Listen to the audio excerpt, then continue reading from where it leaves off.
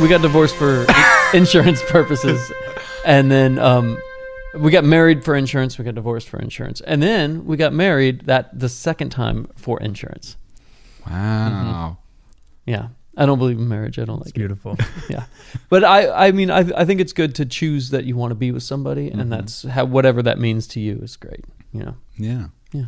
This is a great pre-roll for the movie we're about to watch. It actually really is. I've barely done any research on this. I know a little bit. But have we recorded? Oh, we're going. Yeah. Well, yeah. Let's just go ahead and start it. Let's do the intro. Hey everyone, this is Nate / Davey, the horror movie podcast with your favorite boys. I'm Nate. I'm Davey. This is a podcast where we discuss horror films of every variety, from The Truman Show to The Human Centipede. It's got everything you could ever want or need. Every episode we have a special guest that brings the film that we are discussing today. But today is a very, very special episode because we have our first returning guest ever. It's our 12th episode, and we're doing something a little bit different. But we have Steven Johnson back in the studio. Hey, everybody. Hey. That was great. Yeah, right? That was good. Yeah, you guys are getting really good at that. Thank you. Yeah, we talk at the same time a lot, but we're saying the same thing instead of just talking over each other. Yeah, and typically we'll repeat what the last person said. Yeah, we're very good at that we're sort very of good thing. at this stuff. But yeah. Yeah. So what are we doing? What are we doing? What the hell are we doing here? Well, Steven, you were our first guest ever. Our first episode was just me and Davey trying to figure out what the hell we were wanting to do with this thing. And then you came into our lives on mic. We were pretty good friends, all three of us before that.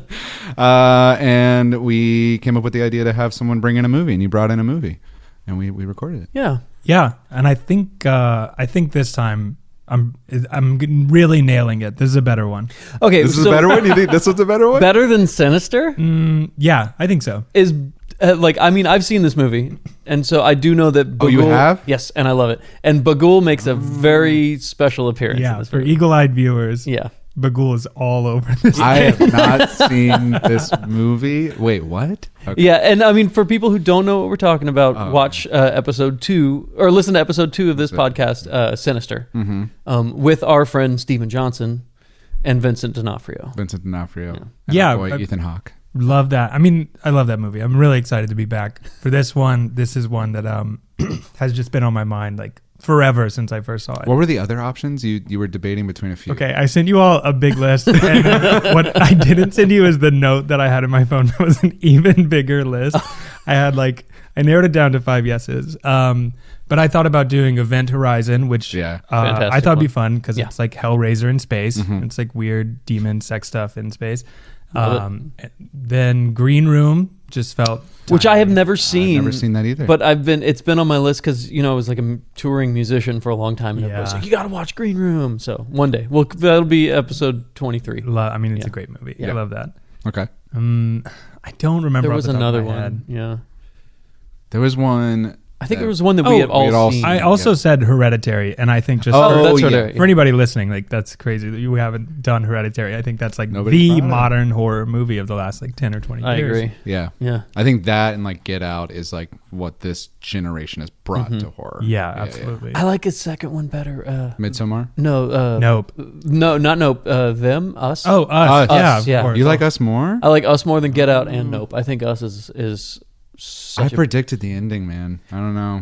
Oh, really? I mean, because they teased it in the beginning. Yeah, exactly. I was like, well, that's going to happen. I just didn't think that it would be. It's fun. Like all three of them are so fun. Yeah, I think they're great. I think the ending of Us was like, it doesn't matter so much because the ride is so fucking good. Yeah. Yeah. I think Nope is my favorite of the three. Nope is great. Yeah. I think that's more like what a masterpiece, and like there's so much depth to it. They all are, but Yeah. Nope was a blast to watch in the movies. Yeah. And it's like they're siblings. Yeah, they're siblings. Yeah. Who is? Oh yeah, and Kiki Nope. Palmer. And, and she's great. Both of them are so great. Yeah. That's great. Yeah. But we're doing something a little different today. Yeah, we're not talking about Us or Nope. No, we are going to watch the movie right now. Yeah. And what movie are we gonna be watching, Steven? We are watching Audition, 1999 Japanese horror movie. Okay. I can't wait. I'm a big fan. I don't know if we're diving into it now or later. I mean, we can. I've never seen it. Yeah. I've never seen it. We could talk about it for a second, for a little bit, before we go off and watch it. Wait, I do want to ask, because it's kind of related to to Sinister. Did you watch Black Phone too? Yeah, I actually did. I watched it a couple days ago. I watched it last week because I told you I just watched a bunch of 2025 movies. Have you seen it? I have not. I haven't seen the first Black Phone either. I loved the first Black Phone. I thought it was really great. Did you like 2? I thought it took some really interesting turns and directions. Okay. In what way? No, I mean, I kind of, to be honest, I got to rewatch it before I really dive in on Mike. Sure. Yeah. It was a little in and out, but I like stylistic. I thought the film grain was cool. I thought it was him going back to a little bit of the stuff he was doing in Sinister. For sure. Those are my favorite parts. Scott Derrickson. And Ethan Hawke. Yeah, right? Yeah. My thing watching it, I was like, if you're gonna do Nightmare on Elm Street, That's what it was, man. Oh, is that you've got to bring something new to the table. Yeah. There was a lot of cool stuff, but it's just an explicit homage to Really? Nightmare on Elm 1,000%. And I guess a sleep demon with knife fingers? Okay. I mean, it's how they, if you've seen the first one, it doesn't end well for the grabber. Yeah. And it's how they bring him back is dream world powers that leak into real life, and that's like the plot of the movie. Got it. But they also do go to a camp. Yes. It also takes place at like an old summer camp. So Really? it's got like all of it's just all 80s horror movies just rolled into one. Okay. Do you like ice skating? I mean, as Steven, I laughed, but I loved it at the same time. Yeah. It was bonkers. There's some fun stuff. It's so fun. It is fun. Yeah. I was not scared for a moment. those kind of movies do not scare me. We talked about this. I don't really get scared for horror movies. They're Sure. I just really enjoy You're just so brave. I'm just so brave. Sometimes when I walk outside at night and I go, I'm not scared at all. And then you go back inside. And then I go back inside. I'm like, oh God, I did it. I kept thinking during Black Phone too, because I had watched the movie Sleepaway Camp for the first time that a movie couple months ago. So fun. And I was like, I kept thinking maybe they're going to do an homage to that, and we're going to find out one character really has a penis. Which they should have probably just left out of Sleepaway Camp. Yeah. That would missed opportunity. Yeah. It was still so fun, but even like the opening before the title sequence comes up, I was like, well, that was the least scary scene I've seen in my entire life, because like it's a girl on a phone, a young girl on a phone in the 50s, but nothing happens, like no jump scare. It just goes like she has a conversation on a phone and then it goes to black, and I was like, okay. Did anything she say have any consequence later in the film? Kind of. I think he's getting ahead of world building. Oh, I hope they do another one. I really think, and I hope they do another one that's just as out of left field as this last one was. Like take it straight to space and see what happens. It felt like a new Nightmare on Elm Street character. And the second Nightmare on Elm Street is bananas crazy. God, yeah. Well, all of them, they get progressively more crazy as it goes on. But the second one has like a very like he's invisible and he has the gym keeper. Oh yeah, the gym teacher like tied up and he's whipping him with like dodgeballs. It goes in such a weird direction. Which one was the second one? Because the third one was Dream Warriors. Yeah, Dream Warriors, which I love. Oh, Dream Warriors is the best one. It's my favorite. And then Freddy's Revenge is the second one. Freddy's Revenge is the second one. I forget it's a final boy. Okay. Yeah. And then Freddy's... Is everyone called Freddy's Dead? What? No. Freddy's Dead is the sixth one. Freddy's Dead, the Final Nightmare. That's right. That's the one that is in 3D Freddy Vision. That's right. God, that's a fun one. Yeah, I used to love... I have not rewatched those for a long time, but I really need to. It's a fun ride. You know what I did watch recently, though? Because I saw a thing for the sequel, and I was like, well, I'm not going to understand what's going on if I don't. It's Five Nights at Freddy's. Yeah. Oh, really? I had never seen it before. You spent 5 nights at Freddy's recently? I did. I got a job as a security guard. Did you enjoy all 5 nights? I enjoyed all 5 nights. Really? Yeah. Okay. Isn't that what it's called? 5 Nights at Freddy's? Yeah. Okay, yeah. I don't know, because Steven made fun of me the other day for saying something wrong in the middle of a show. And I wanted to bring that up. I felt really I loved it. What did you say? I was trying to I know 2 things about D&D, and I dropped one. I corrected his D&D lore in the show. And I really was trying to move on, and I just I was stuck in the moment. It was so funny. What did you say? I think I said gooseberries instead of good berries. Which is you had it. Yeah, I had it. I was close enough. But I'm glad that you did correct me, because that's how we learn. I should have at least was- been the heel more about it. It was possibly one of my favorite moments in the show. Well, I'll be doing that this whole podcast. If you I slip hope up. so. If I slip up, be like, it's actually this. God, that's my dream. Well, good. Okay, so I think we've set it up. Do you guys want to go? You want to go watch a movie? We're gonna go 5 feet over there and watch a movie, and we'll be back in 2 hours. But it'll feel like almost no time for you guys. Wait, could you actually just put a 2 hour gap intermission? That's a good idea. Yeah. Yeah. Well, let me just say for viewers, this is a movie that if you don't know it, if you haven't heard of it or whatever, good I call. think it's amazing. It's a great movie to go in blind. Famously, like this had huge reactions in the theaters at screenings for people who didn't know what it was. There's going to be spoilers all over. And it's fine. It's like a 26-year-old movie or whatever. Yeah. But if you're planning on going to watch it, do that with us. Yeah. Go watch it with us. Pause this. Go watch Audition and then listen to the second half, and you can. It's like you'll be here at the table with us. But make sure you download the whole thing now for the metrics and keep it playing on silent, and then come back and just so you want to get the views. I think that's Yes, we smart. want to do Yeah. this, yeah. I think that's smart. Yeah. We're trying to amp up our listening time because we're now. Hey, wait! This is the first episode where we're streaming on everything. on everything now. Yeah, we're on Yeah. Apple Podcasts and Radio and Spotify now. And when I get back from this next work thing I'm doing, everything will be up on YouTube. Or- YouTube Music, YouTube. YouTube. YouTube. YouTube, YouTube. YouTube. Okay, great. Yeah. YouTube. Great. Yeah. So cool. Okay. Hey guys, We'll be back. let's go watch a movie. Let's go watch. Let's go. Well, So thanks for coming in to audition today, guys. Yeah. Really appreciate. So I am a deeply fractured, very sad person. Okay. Everything I've ever experienced has been bad. and I'm gonna Would speak you with like this to tone. go get dinner with You've me? got the part, Thank God. and the part is maybe getting to be in a relationship with me. Shoot, I was gonna speak to you in this tone. Oh yeah. for- Sorry, I thought That's very actually. happy. I'm gonna do this. that's doing it for you. Yeah, that's actually. So now I've been relegated to like one of the other ladies. Yeah, as the producer in this film, my only thing is that I need a woman who's extremely quiet with no real defining personality Sure. traits. Yeah. Yeah. Yeah.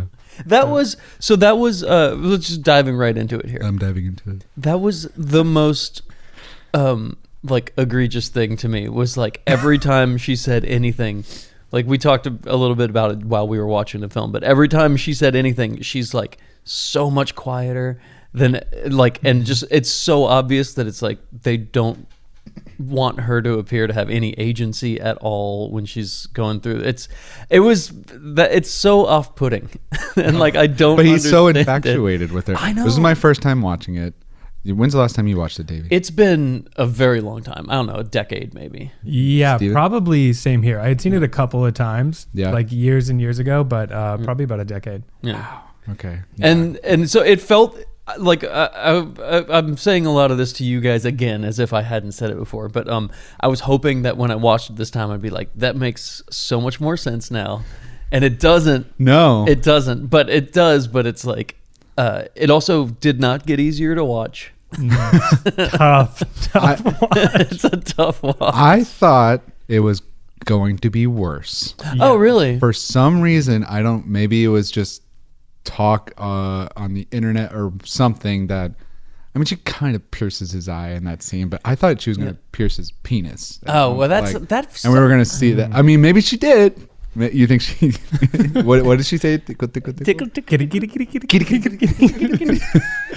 Well, that could be, it's kind of a Seinfeld effect thing where, people think Seinfeld's not, I'm not defending Seinfeld, but, Seinfeld's not funny, but that's because you've already seen so many imitations Oh, at this yeah. point Okay, that that is maybe true. it's lessened the original effect, because this is one of the, I think, pioneers of like the torture porn kind of genre. Totally, And I yeah. think this inspired like the next 10 years of those kind of movies. Saw, Hostel. They even made My Bloody Valentine remake. They made it kind of torture porny. And it felt like they used it so sparingly that because up until the last I don't know 20 minutes of the movie there was none of it. Yeah. It was more just like confusion of like watching this guy make these decisions based on whatever he was thinking. I have no fucking clue. Yeah, there's only one jump scare, and it's the bag flipping The over. bag. Yeah. Iconic. We're going to bag. talk about that person. Yeah. at some Okay. point. Well,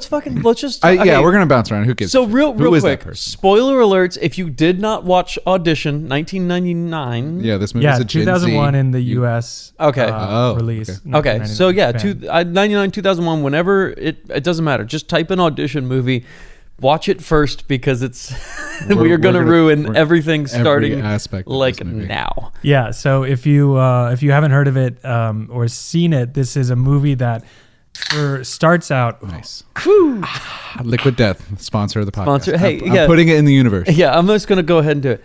Hey guys, feeling parched? Liquid Death. Kill your thirst. Murder your thirst, Murder your fucking thirst. piece of shit. Liquid Death. Did you go sober? But you still want to be a metalhead? You got tattoos? Oh man, drink Liquid Death. Having trouble going to a concert without holding a tall boy. That was me at Shaky Knees, Oh dude. yeah. Oh yeah. They had that peach tea one. It was really tasty. Honestly, like I'm not a fan of sparkling waters that are like flavored too much, but like I love a citrusy one. Yeah. But any of the other weirder flavors I don't generally like. Mm-hmm. I had it was called Dr. Death. Yeah. The That's the like the Dr. Dr. Pepper Pepper one? one. It's fucking great. Is it? Okay, It's I'm not really a Dr. good. Pepper. It's really good. There is a little bit of sugar in there, and I didn't know that and until I drank like a whole case, which is fine. It's Yeah. like 4 grams of sugar, Yeah, but yeah. I was like, that's how they're doing it. That's how they're But doing even it. the lime one has a little bit of sugar in it. Yeah, I think Yeah. so. 4 grams of Throws me sugar. That's nothing in the long run. No, No, it's not like a Coke, but I'm snorting that every morning. But this is a Yes. movie about it's for the first like half hour. It's basically a rom com for all intents and purposes. it really is. 100%. There's some dark undercurrents, but it's a movie about a film producer who's lost his wife, and his skeezy buddy convinces him to hold auditions for who is going to be his new love interest. And he finds this woman, and we learn a little bit more about her, and then we're a little bit confused about what we know about her. So her name is Asami Mhm. Asami Yakazumi. I got it. It's Yeah. Asami. That is the Belko experiment. Nice. So it's this movie about the office building goes on lockdown. What is it? Asami Yamazaki. Yamazaki. Yeah. Okay. Her name is Asami Asumi okay. Asami. Asami. God damn it. Asami Yamazaki. And he spills some tea on her little essay, which is Her resume. her resume. Yeah, essay. Yeah, it's like a resume and an essay on why you want to be a movie star. Which is how, as we know, all auditions That's work. how it is. They put an And ad then- out on the radio and they say, "Do you want to be a movie star? If so, write an essay and tell us how." Yeah. I want to look up all the questions asked during the auditions because Oh, man. those were Yeah. bananas. So So they're auditioning for some documentary. I forget what the plot is that they say the script is about. yeah. There's some pretty intensely personal questions in the audition. Oh, 100%. And like that should not have been asked by anybody ever. No, but I think that's kind of part of the first. The movie is. I think it does a good job of really showing you how kind of predatory they are. Oh, without yeah. telling you. And I think you can extend that to that. That's just kind of what the audition process is for a lot of Yeah. people. I'm sure. I'm sure anybody who's auditioned for a long period of time has stories about This is gonna be impossible. to look up. intense, personal, weird stuff like that happens. Absolutely. Like asking questions like, would you ever consider being in the sex industry? Or like, what What does your father do for work? what Was does that your one? father do for work? I tried to look it up, and all of it was like, "This is what you'll get asked in an audition." Oh, yeah. It was just a movie audition questions. Probably Yeah. would be the same ones, Yeah, yeah. honestly. Or like when the producer says, "Hey, you seem like you have a really serious view on death and how it relates to life," and I kind of find that erotically attractive. And his buddy's eyes are just so wide, like, the fuck is wrong with God, you? his friend, like the other skeezy dude, his facial expressions are unbelievable. great. He's a Yeah. great actor. I mean, everybody did such a good job in this film. Well, in that same scene, Aoyama Aoyama. says, "I feel like a criminal," and all three of us just went, "You are." Yeah, exactly. You're looking Yeah. for, what did he say? A mature, happy woman. Yeah, who is also not a professional pianist, but maybe has trained at it for like 20 years. That's what he wants. He doesn't want them to be too successful. That's what he said. Yeah, not super successful. And then he says, "Oh, you're looking for a young woman?" He goes, "No, I want them to be mature." And then we find out that mature to them is between the ages of 20 and 35. Yeah. So I think the movie is very deeply rooted in 1990s Japanese like masculine culture. Absolutely. Obviously, none of us are experts in that. Not anymore. No. I hung up that hat. Yeah, exactly. I was watching a lot of like some of the behind the scenes features and stuff before this, and they talked a little bit about that and how it really does function as like a critique of that, because it's a society there wasn't like never a big feminist wave in Japan, at least feminism as we know it. And that this really was like a lot of unexamined behavior that was happening at the time. Is this their Fight Club?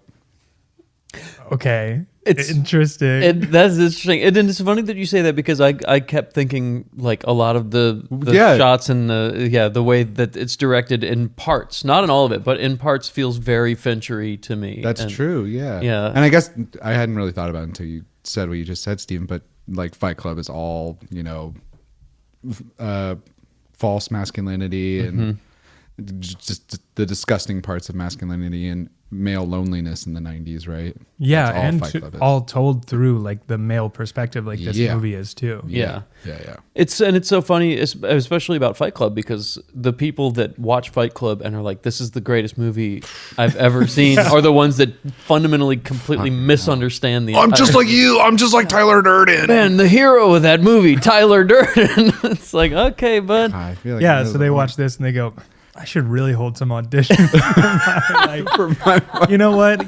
I think I do have a strict list of criteria for the woman that I want in my life, and personality isn't anywhere on that list. Like chemistry is not on there at all. Like some of those scenes where they're in the restaurant and it's just every conversation he has. I have to believe that is, I mean, they chose not to show us any like lighthearted, fun conversation. No. Because I'm choosing to believe that there was none. Well, that's the trad wife lifestyle now. Is that really, that's a thing? Yeah, in a way. He just is looking for a trad wife. Mm-hmm. But she doesn't even talk about, like, she just loves to dance, but that was taken away from her. It was basically like accepting death is how she described it, right? But she doesn't talk about any other hobby or anything. Yeah, she doesn't talk about anything that she enjoys. The only thing that she ever says during the whole movie, Dave, you were just like, "I'm not sold." I don't get why he likes her. I don't get. I mean, like, other than like she's a young, beautiful woman, and that is the only. And he was. I couldn't. This maybe you can answer this for me. Until his son said, "Hey, you should remarry," it seems like he was like perfectly content to just be like, "Oh, I'm alone and with my kid, and we're fishing, and like life is pretty good." And then his son was like, "You should remarry," and he goes, "I'm gonna find the youngest, saddest person I can get my hands on." Yeah, I mean, I think he just had this. The movie is definitely commenting on this like sort of purity, like you mentioned, or I think you were talking about how. We like the geisha kind of hypocrisy of you want a person who's like so pure and innocent, but also does everything you want.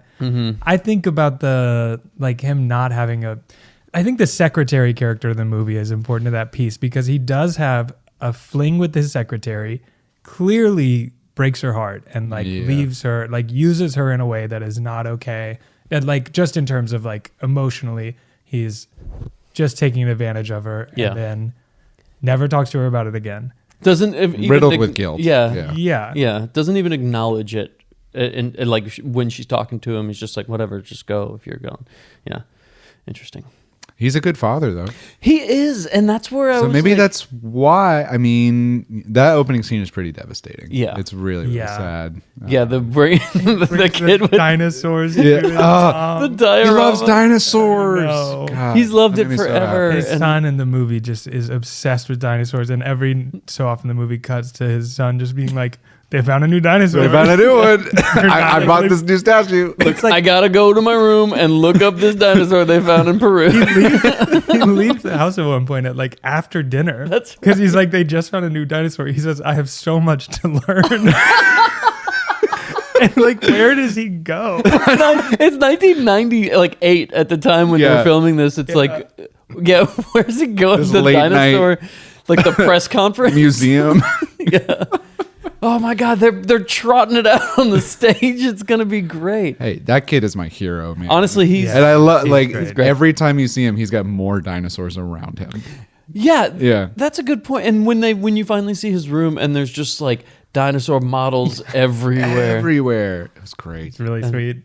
And like I will say, I really liked the production design of this movie is amazing. It's so like, and not to be mean, not to say this in a bad way, but it's so like bland and like static, which is what he was going for, obviously. And it's like everything is like perfectly in its place every time. Every single thing you see, with the exception of that secretary pool where there's like a bunch of people working all over the place, everything is clean and perfect and precise at all times. Nothing is ever out of place. Because all he does is smoke and sit in a chair. That's all he does. Yeah, it's Straight. And they take turn doing dishes. Man, when I smoked, I should have spent a lot more time just looking at the ceiling. Honestly, he seemed really happy. He really did for a little bit. Yeah. Yeah, and then he meets Asami. Asami. Yeah. Asami. and he falls in love with her before he even sees her. Refuses to even pay attention to any of the other 29 women that are auditioning. He doesn't ask a single question. And he doesn't ask a question of her either. He just says, this is what happened to you. Yeah, and here's what I'm projecting onto you, Mm-hmm. and I hope you'll be a blank canvas for everything I need. I hope you will reciprocate this weird, inexplicable feelings that I have for you. The end. And she goes, sure, why not? Yeah. And then he calls her out of the blue. He's never didn't have any other interactions with her. Just called her and was like, hey, I was the producer. Do you want to go have dinner with me? And she went there apparently under the idea that She got the part. she got the part. Yeah. So, yeah. Yeah. And he's just like, oh, you didn't, don't worry. This has nothing to do with that. Just eat your food. And she's like, all I have to do is talk to you and eat food. That's a great deal. Clearly very manipulative, even though he just thinks he's the good guy in this. Yeah, he does. And that's the crux of his character, is that he believes that he's doing something that is right. Mm-hmm. The audition thing, it's like, sure, he had his problems with it at first, but as soon as his friends sold him on it, he's like, yeah, you know what? We will have auditions, and I will find my wife, and this is a good idea, and there's no room for fucking any kind of wiggle room on this. It's a good idea, period. But his buddy does eventually do his own research. When they're He's both like, playing throw golf on the roof. I was going to say, that's my favorite scene in the whole movie, man. The static shot of him throwing golf balls on a green. Just throwing on the roof, too. Yeah. It's one of those tiny greens. It's that weird, like the camera's got that weird Dutch angle, and it's just like sitting there, and it's like It's just on the 5-minute floor. scene. Yeah, Yeah. It's so good. I loved it, yeah. I love a good Dutch angle. There's Yeah, a bunch of them. Oh, yeah. Yeah. This movie is canted. But even the building is Dutch. The guy at the building later is like, the building slanted, so blood came out. Oh yeah, that's interesting. I wonder what there's got to be some reason for all of the slanting if he even wrote it into the script. They probably, I thought it was funny. He said, this building's 28 years old, so the floors are slanted. And my house, man, it's like exactly. If I ever got murdered in my house, the blood would pool all the way out to the street. So the floors are like 30-degree angles. Are they? Yeah, there's some rooms that are pretty bad. I'll show you. You can drop a marble and it'll roll. Well, you remember at your birthday party when we destroyed his deck? Yeah. We were supposed to fix that. I'm still down. I'm still to down. do it. Yeah. But yeah, I think that I've seen it written that this movie has been like heavily criticized as being, or like some critics are like, this movie's so misogynist, and some critics are like, this is such a feminist masterpiece. And I think it's got such an interesting like legacy and still holds up today in those like same kind of criticisms, because it's got a really nuanced view of how men view women and what men are afraid of. I think that's what the movie's about, is like men being afraid of women and any power they hold. And I think that's ultimately what happens in the last 30 minutes. It's like it all floods to him immediately. Oh yeah, and well, it's also it feels like this need that men of that time especially had to be told that what they are doing is right and to be comforted and support. Like it even says that scene during the like dream sequence on the stairs when she's like, I don't remember that flips through every female character. Yeah. When she's like, the role of a woman is to like support a man and be there for him and everything like that, and it's like. I don't know, man. Yeah. Like and if they fall out of line, like this is what will happen. Exactly. And you offer nothing to this relationship, but this is what you deserve from this woman is like they need to be there and support you and do everything for you. Yeah. Like cuz he literally offers nothing to her. Like he's just like, "Oh, yeah, I met her." And then a week later, couldn't have been more than a week. And he's like, "Oh, we're going away for the week and I'm just going to marry her. I'm going to propose." I'm going to propose." Why? What the fuck is that? Even in the 90s, that seems so completely outdated. Yeah. Yeah. Oh, I don't know. Yeah. I can't It's funny- imagine, like, I'm 3 years into my relationship and we barely talked about it. Like, we have, but you know what I mean? Like, and he just jumps so quickly into it. It's wild. It's always wild watching movies anytime over the last 30 years and seeing how, like, even in mid 2000s, you'll see movies where they're like I just watched, it was The Family Stone. We watched it over Christmas, and that's a movie where I think people get married after like a couple months or something. They're like, all right, it's time. The Proposal, the movie The Proposal. Yeah. It's like 2 weeks. Oh, God. And they hate each other at the start of that movie. And they probably hate each other at the end of it. I've never seen it, but I'm assuming. It's fun. Yeah, Really? it's fun. Okay. Yeah. Rom-com? Yeah. Nice. I love a good rom-com. It's a Yeah. Ryan Reynolds top tier rom-com. Oh, okay. Well, there you go. Where would you put this on the list of rom-com tiers? Was this going for you? Where's When Harry Met Sally? Audition. Oh yeah. So it's Harry Met Sally. Then Audition. Audition. And then the Proposal. Yeah, but flip it. Yeah. So the Proposal, then Audition, then Harry Met Sally. Yeah. Okay. Yeah, I think so. Yeah, I like that. But I can see it why people would say it's a misogynist movie, but at the same time, I don't see her as even really being a villain in this movie. I mean, like, she is clearly like doing bad things, but it's like she is doing bad things to men who lied to her, who used her, who cheated basically to get what they wanted from her, which in her view is just to use her for sex or abuse her. She's definitely mentally ill. She's mentally ill. Yeah, absolutely. which doesn't mean she's a does villain. Yeah. kill a woman in the movie too. So it's not just like a straight up. She kills the owner Oh, of the. yeah. Oh yeah, but the it was The bar. It was The stonefish, right? yeah. Okay. So this is one of the questions that I had, and I'm glad you brought this up.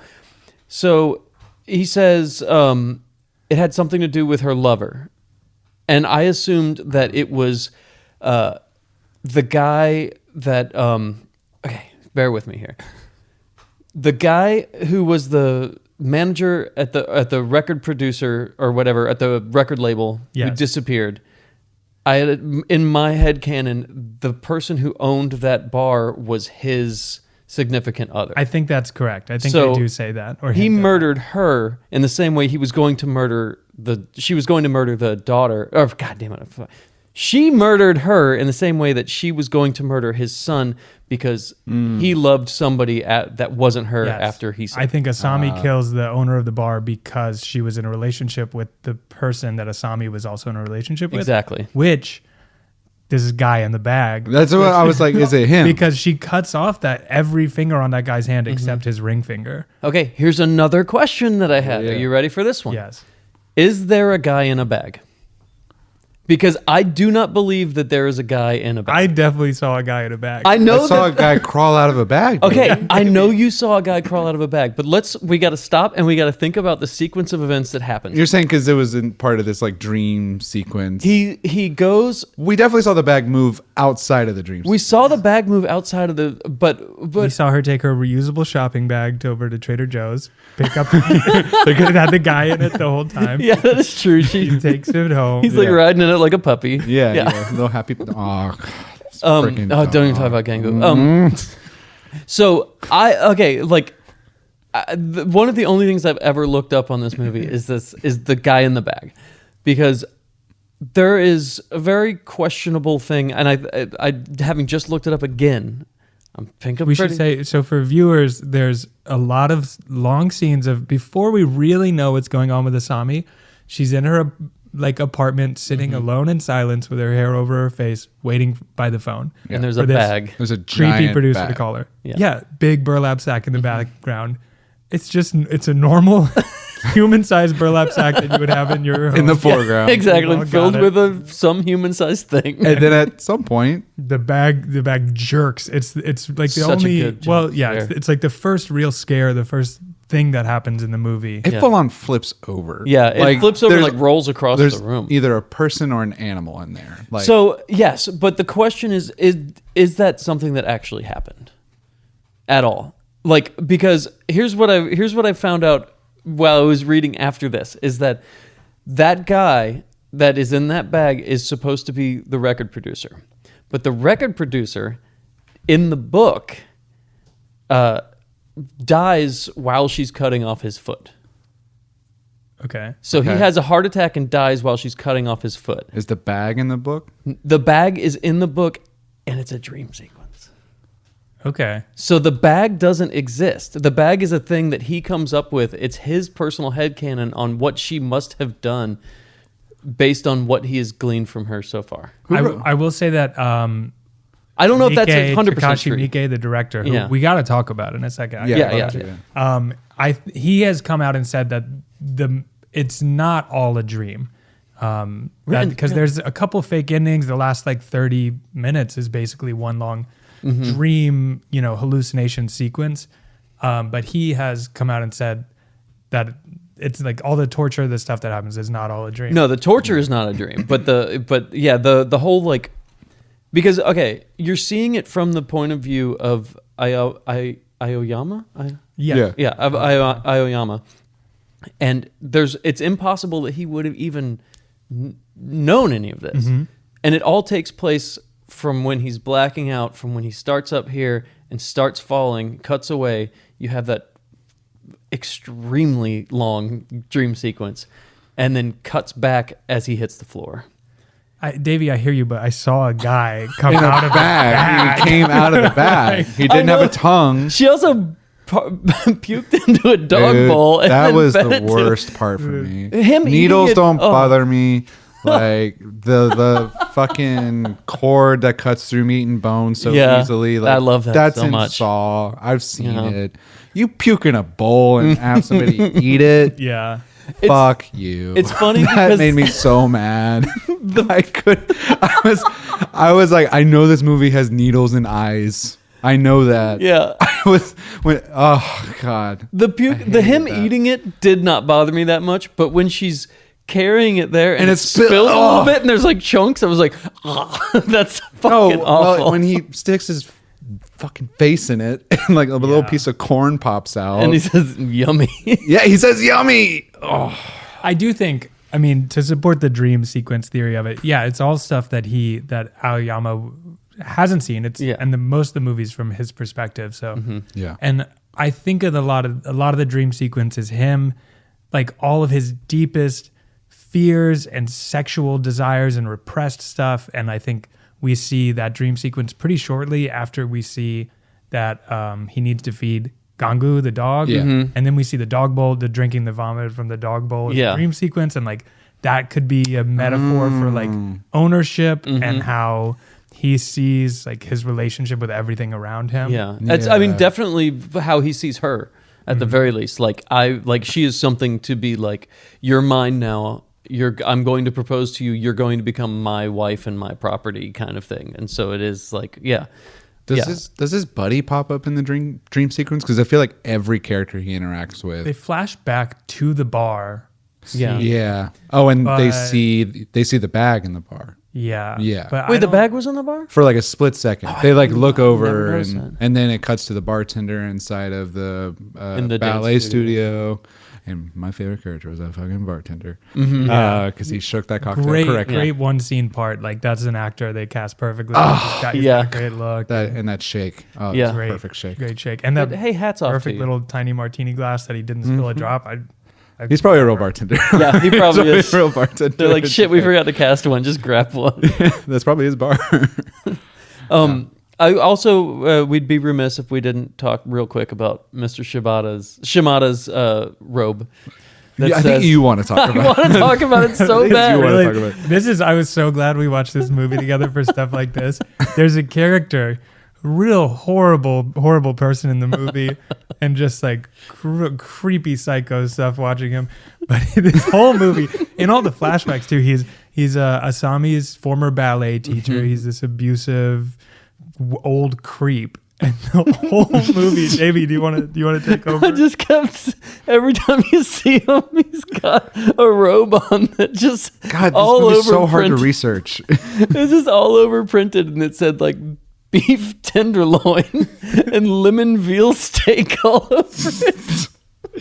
Yeah, he's almost got like a Leo in One Battle After Another. Look. I still haven't seen He's it. all in the Oh, bathroom. dude, you gotta see Imagine it. if in One Battle Another he was wearing the Vienna sausage and Corned beef. Yeah, I get corned beef. a bathrobe. that I am has trying to start a resistance. It's like, sir, what is on your robe? just there's no picture. Like if you haven't watched this movie, there's no pictures. It's just words that describe cuts of meat all over. And that's all he wears. It's it. In the flashbacks, in current time, when he dies, like, oh, God.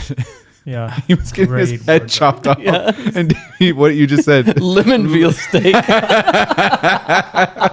we're watching and just living through some trauma, and Davey's just whispering lemon veal steak. That is my specific brand of ADD where I'm just like, I gotta say that out loud because it's right there and I will was- not remember it. My eyes went straight to it when you said it. I love that. I'll be on like road trips with my wife, and well, once you're driving for a few hours, and we'll just be like, "Hey, have we only been reading signs out to each other for the past 8 minutes?" Point is on Taco Bell. Taco Bell. My Sid and I will just be sitting there talking, and I'll notice, or she'll notice that I've just been like staring at something, and she'll just stop for a second. I'll be like, "Has that always been there?" And like she'll look at it and go, "Yep, it's always been there." I'm like, "Okay, I'm back in it." Yeah. I just need to acknowledge this thing real quick. Constantly. Yeah, it's hard. It's a hard life, Hey, when you don't, I'm going to find that robe for you, man. oh my When's God. your birthday? February. Fuck, Yeah, next year. Next year. You get late February, so you got time. I don't expect it. I'll expect it. It'll be That fine. could be one of those things. Like you ever go on movie prop audition websites, auction websites? Oh my God. I bet that thing is still Movie out prop there auctions or somewhere. whatever. Yeah, that's true. Like, I would like to find out who the costumer was, and then write them and say, "Hey, let me get one of them." I know I- So hard to research this movie. it's impossible. I know. The You have to do name- It's audition. the name. It's yeah. tough, and it's like not a super well known. Put 1999 in brackets. Yeah. Yeah, it helps. I saw on that Nicolas Cage's Wooden Hand from the movie Moonstruck, one of my favorite movies of all time, was sold. Like It's a fucking amazing film. Yeah. so good. It was sold for only $5,000 like years ago, and I just like I want to know who has it now. Thought about it. I want to go steal it from them. I want to pool together the money to get that. That's my dream movie prop. It's a great idea. Well, let's do it. Impossible to research this. Yeah, it's hard, but It was what, just TikToks of like recreating those scenes, not actually. Oh, yeah. But like, well, I did see. I like when I was looking stuff up earlier. Tons of Asami cosplay. Yeah, I feel like I've Tons. seen she her. has an at- iconic outfit. Yeah, Yeah, like- the like black rubbery kind of The needle. smock and the needle and like the leather 3 leather straps. The fucking costuming in this movie is so good. It's great. Like when he's coming down the stairs going to the Stonefish, and it's We that commented on it, yeah, the he trench coat. looks like a hard boiled noir detective. Yeah. Because I feel like I don't know if it was intentional on their part, but it felt like they're like, this is how this man sees himself. It's like he's putting himself in danger to be this hero or whatever, which is obviously so fucking stupid. But like, Yeah. but every shot of him was like hat off, like Humphrey Bogart kind of vibes, like breaking into a abandoned fucking ballet studio. It was very easy to break into that ballet studio, though. There was one nail, and the boards are just like haphazardly leaned against it, and there's a dude playing piano inside. So how'd he get in there? So, are we to presume that Mr. Corned Beef Robe is her stepfather. Yeah. Stepfather, right? I always assumed it was. Oh yeah, she does say he's disabled and she was taking care, and maybe it's because she cut his feet off. Yeah. So yeah, And he okay, was she cut his abusive. feet. She talks about how he was abusive and everything, and he burns her. mm-hmm. Yeah. Yeah. Oh god, that fucking scene where he burns her is so fucked up. Yeah. Which one? The first one especially, Yeah, but yeah, the second one was just like not as bad because she's an adult in it, and not that makes it better, but it does. It definitely does. Yeah. Too. It's fine. It's like it's still just as fucked up, but also it's way less fucked up because that scene where it's like she's in her like leotard and she's doing all the dance moves, and he's like crawling towards her with these like red hot knives, and just like fucking horrible. That's part of what I think is amazing about this movie is there's so many, it like leaves so much to interpretation, but there's so the imagery and there's so many symbols and connections that are so deep within the psyche that I think if you try to nail down a lot of stuff, the reason I say that is I was thinking about there's a lot about cutting feet off in the movie, and that's how this woman can have power over men, because if she cuts their feet off, they can't run away, which is happens in Misery, right? That's like a kind of classic horror thing, but it maybe is connected to her being a ballerina. I just so put that much together. about her feet and how like much pain you go through as a young ballerina, and her reflecting that back on all the men in her life. The 3 men that it shows she's interacted with all lose some feet. Yeah, and I think it's also a metaphor for like infidelity and if I cut off your feet, you can't run around on me and go fucking cheat with other people because you So you can't go love your son if I cut off your feet. What kind of fucking piece of shit loves his son? But so apparently he also, likes dinosaurs. He's so lovable. That kid is lovable, and what a good actor. Yeah. If he he's a nerd, but he's out there. He's got that girlfriend now. That's what I'm saying. Yeah, man. You know, and she was also so impressed. loves dinosaurs. I know. Yeah. Okay, so when did they start diagnosing autism a lot? I'm not saying that, but I'm wondering, like, is it for real? Is it like when was that diagnosis like really becoming like a popular thing to be like, okay, not popular, but like they were like, okay, we're understanding what autism is and the spectrum that it lies on. Like, it was probably around that time in the around early that time. 2000s. Do you think that he wrote this character as being like a spectrum sort of character? Well, I'm thinking he's 16. He's 16. They don't say it, but probably about that. Yeah. I wonder if he was originally written as much younger. That would make sense. I wonder what he's in the book. If he's... Because he's in the first scene, he's like 8. Yeah. It seems. Yeah. I would say even younger, maybe. Oh, yeah. So that makes sense because then it says and then it's been 7 years. Okay. So maybe he's supposed to be like 14. Okay. I didn't really get that read from it. About him being on the spectrum. You didn't? I was wondering because there was a lot of things where it's just like him, like shoveling all the food and never he never makes eye contact with anybody until right at like the very end. And he's just like on his computer. Yeah, he's on his computer. He's looking down at his stuff, or he's like staring at the dinosaurs. And it's like he has that one at the end of the conversation. He like looks his dad in the face and then turns away. And at the very end of the movie, he looks at him and like, what the fuck is going on? But like, yeah, I don't know. I was just wondering if that was I could be way off on that. Maybe I'm not smart. Take me. Maybe I'm not. Maybe that's what y'all was saying. I don't know. We never said that. No, I'm just fucking with you. I don't know. I was always kind of like saw him as being like the kid. He seems younger. He seems younger than the character is. Maybe that's just what it is. Yeah. And the dinosaur stuff. I mean, they really do fixate on the dinosaur. Because the first scene, I was like, oh, cool. And then it comes back like 3 times. I like dinosaurs too. I love dinosaurs. It's like, but that's like the crux of his character is like his main thing is dinosaurs. Yeah. And girls, I guess, though, to be fair. I will say it's late 90s. Dinosaurs probably were never more popular. Oh my God. Yeah, you're past the Jurassic Park line. And we're like learning more about them every day. Now we kind of know it all. We kind of figured it all out. Yeah. We're not open to new information anymore. We don't want to care. know. They had feathers? Cool. Kids these days never run out of the house in the middle of the night because they found a new dinosaur. I got to go to this press conference in Tokyo. They found a new dinosaur, Dad. Have fun. Be home by 11. God. What is that version today? Pokemon. I don't even think so. No, maybe not. The skibbity toilet guy Skibbity toilet said the number. They released a new Skibbity skin in Fortnite. Yeah, the Fortnite. There's a new Fortnite skin. I gotta go to the internet gaming cafe. Well, okay, so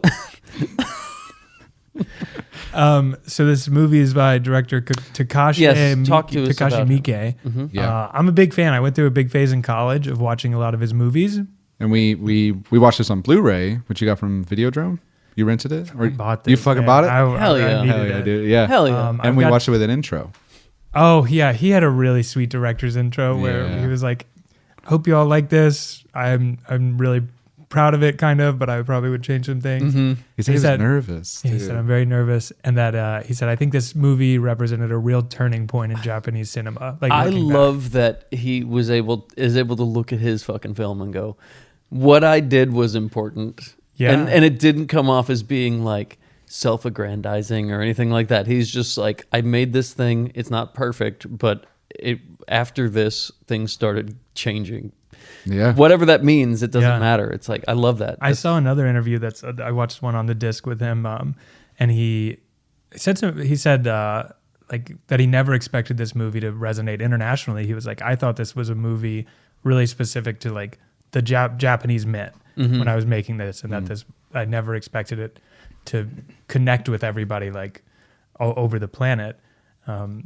And he's like, I guess I never really know when my movies do, but you just can't make it for that, Yeah. Just make it for yourself. He also was talking about how everybody thinks he's like this gore horror director and a creepy guy, and he's like, I'm not really like that, but I guess sometimes I try to act like that because that's what people expect of me. I think he's just a real sweet, amazing. Yeah. nice guy. And you said he's done over 100 films. Yeah, he started directing in 1991. I've heard, insane. I think there's like a bunch of numbers thrown out, but I've heard like 100 or 125 movies. He made 4 or 5 that came out the year this came out. And this, I think, played at like the Rotterdam Film Festival in 2000 or 2001, along with 2 other movies. Like they screened 3 of his movies. Wow. That came out at the same time. Yeah, and That's they were all amazing. at that festival. And there was some special feature on the disc with the guy who had presented it, and they're kind of friends now. It was really interesting. Because this movie's so well directed too. Yeah, it's It beautiful. looks amazing. This is what is big for me. Is like this is an auteur director who is like like has a unique perspective and voice, and has an output of work that is totally unmatched. There's definitely stinkers in there, but he's directed like 15 or 20 like classic movies at least that are all interesting and varied, and He's a master craftsman. yeah. And I also think he does so much that he's not afraid to just take huge wild swings. Some of his movies, I could go on. There's one that I love called Yakuza Apocalypse. That's like this action fighting gore fest. And the big climactic battle is a ripped guy with a frog head shows up totally out of nowhere. They have this big massive fight. And then he turns into a 100-foot tall frog. And they have to, like, kill that guy now. Or there's this classic like gangster movie he did, Dead or Alive, that has it's like a dirty cop tracking down a Yakuza criminal, and it's this hard-boiled detective, like totally normal. And in the last scene, one of them pulls out a rocket launcher, and the other it like shoots a Kamehameha blast, and it destroys the planet. I fucking love that. It's like, Oh, I'm So gonna go on the- a deep dive of him. Man. it's This is amazing. great. I'd love to recommend some. So wait, when he's making these other films, I mean, does it feel like the same director? Yeah, totally. I think so. So his palette's still, there's consistency with like the longer shots, like stuff like that, or is it more like? That's a quote I wrote down, actually. I was reading some of my old stuff about him. And there was a critic that said, like, people think of him as this violence and gore director, but there's a style underneath that's often overlooked with a lot of long takes, focus on the human body and focus on like nationality in Japan and what it means to be an outsider and transformation and processes. That's a lot of his movies have those in common. Interesting. I love that. Yeah, because it's a very striking film, and like the way the way he like composes a lot of his shots, like the actual audition, where it's the frame is so wide and the subjects are so small in the middle of it, and they feel like infantilized and like toys almost. Yeah. Like and then even to the point where when that like a couple of them get up and walk around and their heads are out of frame, Yeah. they're just like, it's like they don't matter in the grand scheme of things, you know. And it's so, I just loved every second I of think that. the audition room scene's amazing because you could It's so great. like the composition and the look of it is so great. It's like an empty, boring room, but for the rest of your life, if you forgot all about this movie, you could see the frame of that empty room and Yep. be like, that's the room from Audition. We've You would and we've know. all seen that type of room. Just Yeah. the hardwood, and it has like one of those sliding mechanisms that makes a big room smaller. The room The divider. accordion room divider Yeah, they're in things. every hotel conference room. Yeah. You know, one tiny folding table. Yeah, You know, like it's a so- drop ceiling, and it's just like sterile and weird, and yeah, There's a door, and you don't know where. Great it goes. Yeah, you place, don't know great where- place to fall in love. If Great you're place to fall in love. searching for something. He already decided he was in love before she walked in. He didn't get. Yeah. He interviewed 30 women. It didn't give one of them a chance until the last one. Some of them seemed really great. yeah, Yeah. You know. Like honestly, and it's like we were talking about like so there's the lady who's like, oh, this is the first time I tried to commit suicide, and this is the second time I tried to commit suicide, and it's like when that happens, I'm like,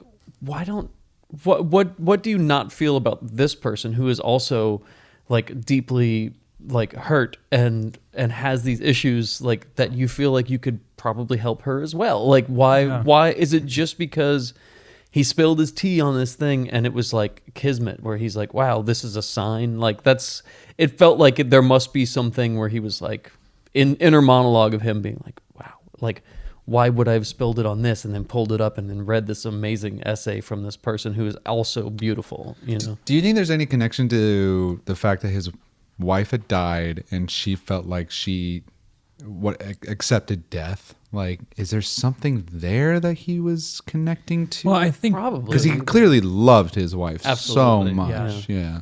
I think the sort of meta element of it is that she has created this persona for the audition that she understands is going to be the perfect person for these men. And she says later on that like, you're all the same, you're auditioning these women so you can call each one of them and have sex with them, which of course she would think that. Like, that's not what we see in the movie.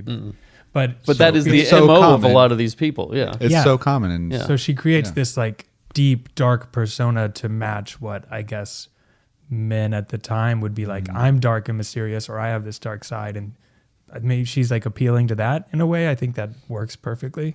yeah. Yeah. And I mean, like, honestly, her characterization of them, while might not have been exactly correct, was otherwise pretty spot on, you know? Pretty accurate. Yeah. You held a fake audition so that you could find somebody to have sex with. And then it's like, you can't deny that. He can't deny that that's what happened. You know, he can't talk at the time, but you know, even if he could, it's not like he could be like, no, that's not what it was. I was trying to fall in love. It's still exactly what he did. Yeah.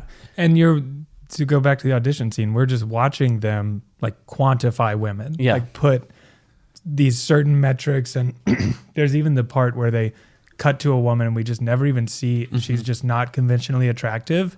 And it's like played for It's laughs. played for laughs. So in weird. a way that Which I one? think is it's a very short shot. It's like halfway through She's the like interviews. They dressed cut in to- all pink. Yeah. She's got like a short kind of bob Okay, yeah, haircut. yeah. I do remember And she's her. maybe early 40s or something, and she's Right. just sitting there mousy. She doesn't even say anything. No, No. Right. that's the Yeah. joke. It was Yeah. yeah. And I think that's a great moment where you could watch that in a theater, maybe more so at the time, but even now you would probably hear like a handful of people laugh at that scene. Mm-hmm. Totally missing the point of this being like you are supposed to see how horrible and ruthless that is. Yeah, absolutely. And I mean, it's like I can see why people laugh at it, because it's an effective joke, because like once it sets in what you're actually seeing, it becomes less and less and less funny. And even the questions become less and less, like the first couple of questions, like what does your dad do for work and Yeah. stuff like that, and like and it's funny because of the audacity of them, you know. And then as it keeps going, and like they have that one lady stripped down naked, and like And Yeah. it's like, yeah. yeah, and for like just that one, why? Why only you know? her? Yeah. But like it, all They of asked these, one to just walk around the room. yeah, and all of these things that are humorous when you first get them, the more it goes on, you're just like, wow, this is so fucked up. Like, Yeah, and it's wild they, made this. This was a popular movie they made in 1999, and then we didn't even. The Me Too happened 17 years later, where people finally were like, "Oh, that's been happening yeah, all the time." Almost a century. yeah, for since the beginning of this, yeah, Well, I mean, we're gonna sit in the audition scene for a while. It's the whole fucking movie. yeah, But even his buddy's in on it. Like I think that's what's so interesting, that he's not asking anything, but his buddy thinks like, oh, you're looking for a perfect mate? Okay, great. Well, I'm going to ask all these random things. And watching that montage scene, I assumed he asked all the same questions to all of those women. And we only see them get a question each, but then he fully, Aoyama takes over when Asami comes in, and then they don't even do it like a monologue. That's what I also find hilarious. Yeah. Like I'd love to see a shot of Asami doing a monologue from this movie and just locking eyes with Aoyama, and just doing a shit job. Like it's terrible at acting. Like, do you want to read this scene? And she's like, okay. I'd love to see an edit where someone puts the audition scene from Maxine. Can we get Maxine walking into that room, where she does that great monologue? Yeah. And then walks out and says, "You might as well leave. I killed that shit." Yeah. I kept thinking of that, like, Yeah. how it's changed. Did you like Maxine? I had a lot of fun with it. Yeah. That's the only one I haven't seen. I've seen Pearl and I've seen X. It's a lot like goofier, slashery, a little more classic. I don't know. I mean, X is fun. X is fun. X is great. I think I think they're all great, but I think it goes in order of how they released, what I like. Oh, really? Yeah. I've heard people, But tell like, me, there's so little differences, And Maxine was the only one that was released in theaters. yeah, And it because was the other so two were fun. pandemic movies, right? Yeah. I've It heard was just people gonna tell be me a solo. that Pearl is their favorite, and I'm like, I don't understand that. It's not my I mean, favorite. I guess I can. It's not bad. It's just like, I think X is just way more fun. yeah. Yeah. X is great. I think X is very like inspired and concise and perfect, and Maxine's a little like messier, but it has this great like 70s Shane Black kind of fun, adventure that I liked. Did you guys ever see De Palma's movie Body Double? Yeah. It's literally like an homage to Body Double in a way. Have you seen that, David? I feel like I've seen it a long time ago, Because but they remember. go up the like spinning house thing that I don't know. There's just so many. That house that he's at the very end, or without spoiling it for Maxine, is like from Body Double. It's just really weird because I was watching. I was like, there's so much Body Double shit in this movie, and I was like, nobody really knows that movie. It's not a super popular. Yeah, it's definitely not one of De Palma's like bigger movies. No, it's not Scarface. What's that? Never heard of it. Yeah. I've never seen it actually. It's fun. Never seen it. It's a fun movie. It's I like people like. I feel like we talked about this talk on about Reed's this episode. a lot. I think that's like the 5th episode we talked about it. But yeah, it's like people like to talk about Scarface because it's iconic as being It's like. it's the same like people taking Fight Club and liking it for the wrong Exactly. Like people with pictures of fucking Al Pacino in brown face, basically, like with a gun shooting with like piles of money and cocaine around, and they're like, that's a real man. That's who I'm gonna be when I grow up. Oh man, there's this this with work. There's this motorhome we rent out for shoots sometimes, and I use the same company, and they have this huge painting in one of them that's out. It's Scarface and all the Sopranos, Oh, God. and all these movie mobsters like playing poker together. I've seen like- this. I've seen this before. You've probably been in the same motorhome. I've seen this. It's like all of those people explicitly. The movies are like, don't be like this. Yeah. Don't. The Sopranos. You watch it. You're not supposed to want. You're not be supposed like to want to be. He's a bad person. I just started watching Sopranos. I just finished season 1. I had never seen it before. Your whole personality is gonna change. Yeah, hey, fucking, I come Because they're wearing in, just tracksuits. fucking respect me. There's a lot of things that I'm like, man, even for the time period, feel like this was not okay to say. Yeah, totally. But I guess that is the characters. But man, the hardest thing for me is Tony Soprano's voice. And this is gonna sound weird, but having never seen it, I imagine him have like a deeper voice. Like, hey man, what are you doing? I'm kind of Tony Soprano. And he talks like, hey, I'm fucking, what are you doing? Hey, What's Dr. Mouthfee, I gotta get my prescriptions. Exactly. It's like so nasally and like mid-rangey. And it's just like, I was watching and I'm like, is this like a weird, did they speed it up? Because it's on the Plex server. So I'm like, was it sped up for like a copyright thing? For ads, they wanted to add more commercials. Yeah, it's like, it's so off-putting. I'm finally getting used to it. But Yeah. much like I had to get used to Audition while I was Wait, I have to say, there's so many like IPs and TV shows and movies that like often fucking white dudes are like, oh, I'm Tyler Durden, you know, I'm Tony Soprano, blah blah blah. And I was talking to Mads the other day about like I like Wolf of Wall Street, like I like that movie, and she was just like, you and every fucking dude. And I was like, no, but I think Scorsese. I was trying to defend it so hard. She was like, yeah, that and Breaking Bad. I'm like, yeah, but the funny thing about Breaking Bad is like, I actually like Breaking Bad. well, that's what I was gonna say was like, it's such a good drama and comedy, and like all these douchebag dudes are like, oh, Breaking Bad rules, you know, science, bitch. I'm Jesse Pinkman pretty much. And then they get tricked into watching like good acting and drama. You know? I have to say about Wolf of Wall Street, it came out. I obviously knew when it came out, like he's not a good guy. No. It's not like, you're not supposed to, like, very explicit. The worst. Yeah, he's at that poker table. Like, yeah. Absolutely. But he the wishes first he time was I at had that ever poker table. done mushrooms was I was in college, and probably a couple weeks after that movie, and we were it's like a beautiful day in a park, and I remember having these like preppy little boat shorts on. And I just remember laying back in the park being like, I'm like fucking Jordan Belfort down here. I'm like the Wolf of fucking Wall Street right now. So, you try not to take the wrong lessons, but no, it's just sometimes you just take the vibe, you know? That movie's so fun. Like, I know it's awful behavior. Yeah. And like, I was in college when it came out, and my buddy, I love him, I think he's great, but he was like, I just think it just pushes, like, it promotes terrible behavior. I'm like, so does every other fucking movie, man. Oh, absolutely. You know? And I also like, and it's a biography. It's a true, that shit happened. Yeah. You know? And that's, maybe I'm alone in this, but he doesn't look good in it. No. It's not like I'm watching that and being like, God, everything he does is so cool. It's like, you're like, this guy's a piece of shit. Yeah. He scams fucking people out of their money, basically. Yeah, now he's fucking But there's president, probably you still know? a connection. Yeah, well, yeah, exactly. Yeah. There's But that guy hates, sorry. Yeah.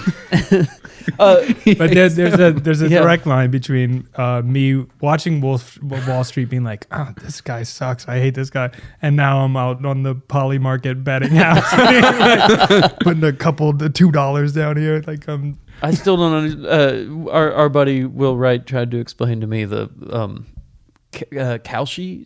I think it's Kashi or Kalshi. Kashi is the cereal. Kalshi is the betting one. That's what I figured. Yes. So because I've been putting so much money on the Kashi app, and they just keep sending me they keep cereal. I'm sending like, you cereal fuck, boxes? dude, I'm winning so much. Your fiber intake is through the roof. Turns out I've just been ordering cereal online the entire time. No, he explained to me, he's like, oh, you can just put a bet up of anything in the world, and if somebody takes that bet, then I guess, I don't know. It doesn't make, I'm like, how is it not gambling? How is it not regulated? It's like, I can just be like, oh, I'm $5 says that fucking Venezuela, like, somebody in Venezuela shoots an American tourist by February 15th or something, and people will take that bet. I'd put money on that probably. Yeah, man, absolutely. It's a good bet. Yeah. But I mean, it's just so weird to me that that's where we're This at. is coming now. out on the 6th of February. So You have 9 days to place your bets. Place your bets. Find me my name on Nope. Kalshi is. And send us some cereal. Yeah. It's so funny to me because like the betting thing makes no sense to me. Well, we were Yeah. talking about that earlier. There's so much money in it. That's Mm-hmm. why. I didn't know, like, you could bet on whether or not there was going to be a 9th episode of Stranger Things. Like that's insane to me. I should have Can bet. I just be vulnerable between here and all the listeners? yeah, absolutely. I did sign up and put a bet in like 2 weeks ago that a Hilton hotel in Minneapolis would host ICE. After that was a betting market. I was like, That's I'm a just good gonna bet. I bet like yeah. Wait, it's you really created that bet? No, or- no. It was go already in. on there. Yeah, and there's odds and whatever. Yeah, yeah. And I was like, yeah, that's Of gonna course it's happen. gonna happen. Yeah. The next night, a bunch of protesters stormed a Minneapolis hotel, like Hilton Hotel, broke the windows because they were allegedly hosting ICE. Yeah. But because no news outlet officially confirmed, like, yes, ICE was staying there, I lost all the money. Damn. Oh, that's man. bullshit That because sucks. they Crazy. absolutely were So staying there. That's why, like, the house always wins with it. It's for Yeah. gambling addicts. That sucks, man. Once all my bets resolve, I'm out. How many? Wait. I put some money down on the Oscars too. Oh, that's right. You were saying that. Okay. No, you put money down on the Oscar nomination. Yeah, so the nomination. The I love nomination. you, By the Steven. time That's this so funny. comes out, we'll know if I made $125 or not. Okay, Okay. what is one bet you put down for the because that's Thursday, right? They're announcing Yeah. noms. Yeah. Yeah. What's something you bet on? My TV's probably about to make a noise. I'm gonna turn it off. I'm looking this up.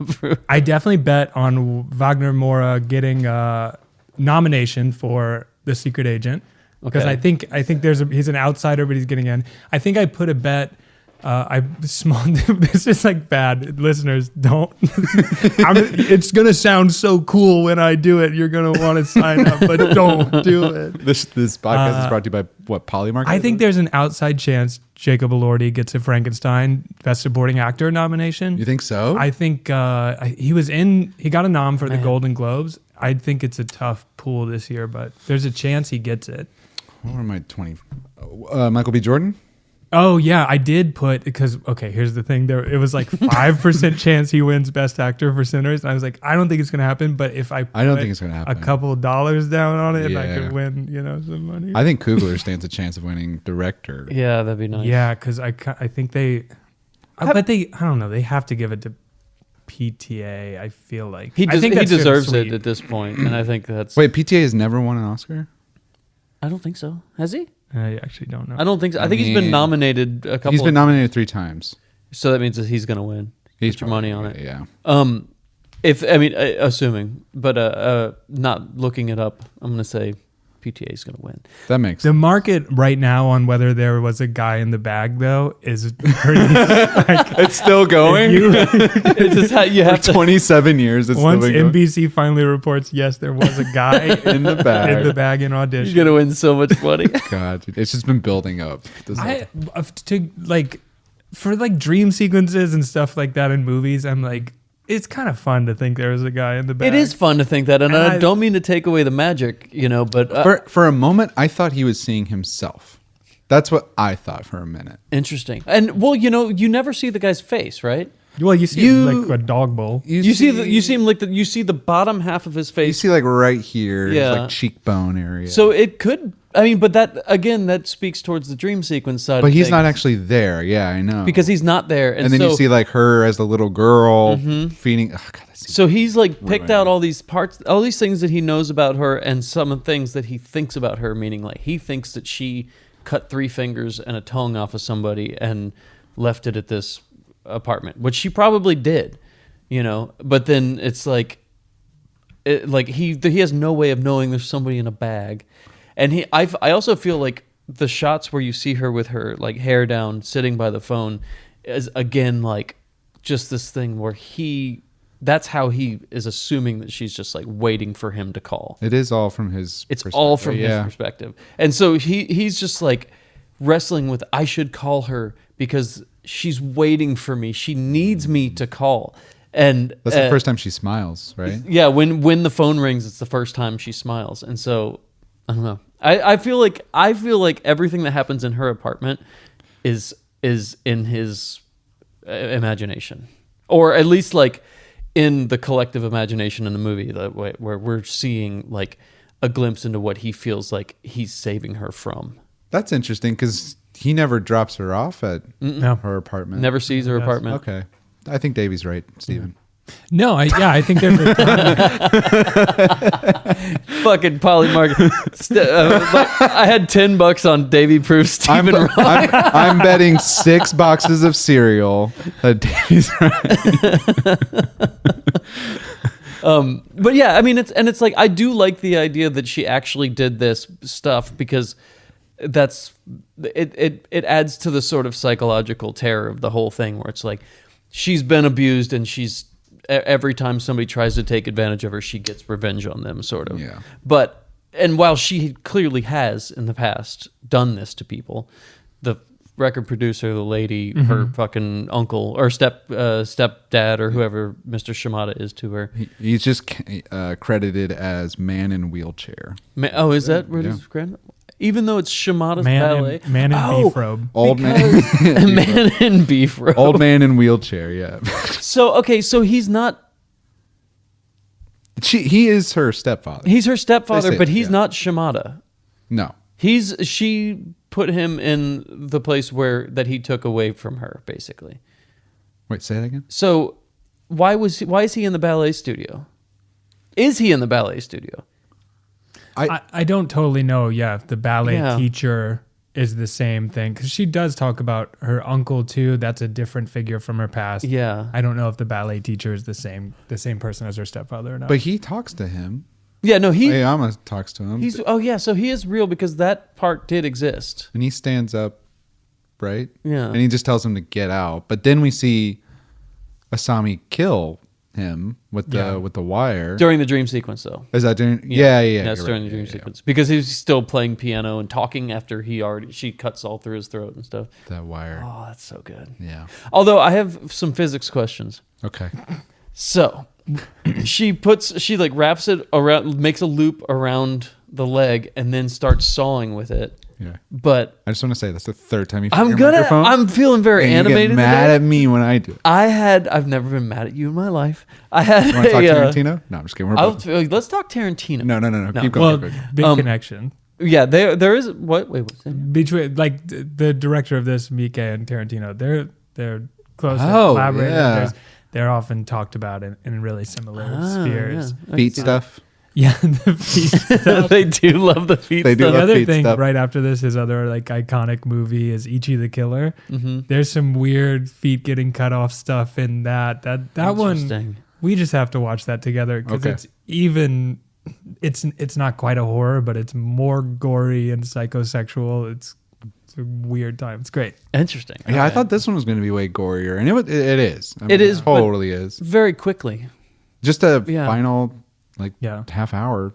It's a lot of implied gore, basically. But What you were saying about the cord. Oh yeah. So when you loop something around like that, you can't really make these sawing motions, because it's just going to tighten. You know what I mean? Yeah. Do you So have your I- piano chord? Should we test Yeah. it? You want me to pull your feet out? That's I can't with that. There. It's just but I was just gonna say, so it's the visual of this carefully looping it around and then pulling it tight, because with her step father, she just pulls it and it just cuts his head off. Yeah. But with him, she loops it around and then starts going like this, but it doesn't work. You gotta. She also is the tiniest woman of all time. Yeah. Yeah. It's clearly like a supermodel 90s person played this actor, and you're like, how does she flip that guy over? Oh yeah. Well, you can that's another thing. I chose to just not see it this time, but when she flips him over, you can see him push off with Yeah, his he- arm. Yeah. There's no way. That was him. That was 100% Steven? Steven. And now I'm mad at Steven. and I'm neutral on Tarantino.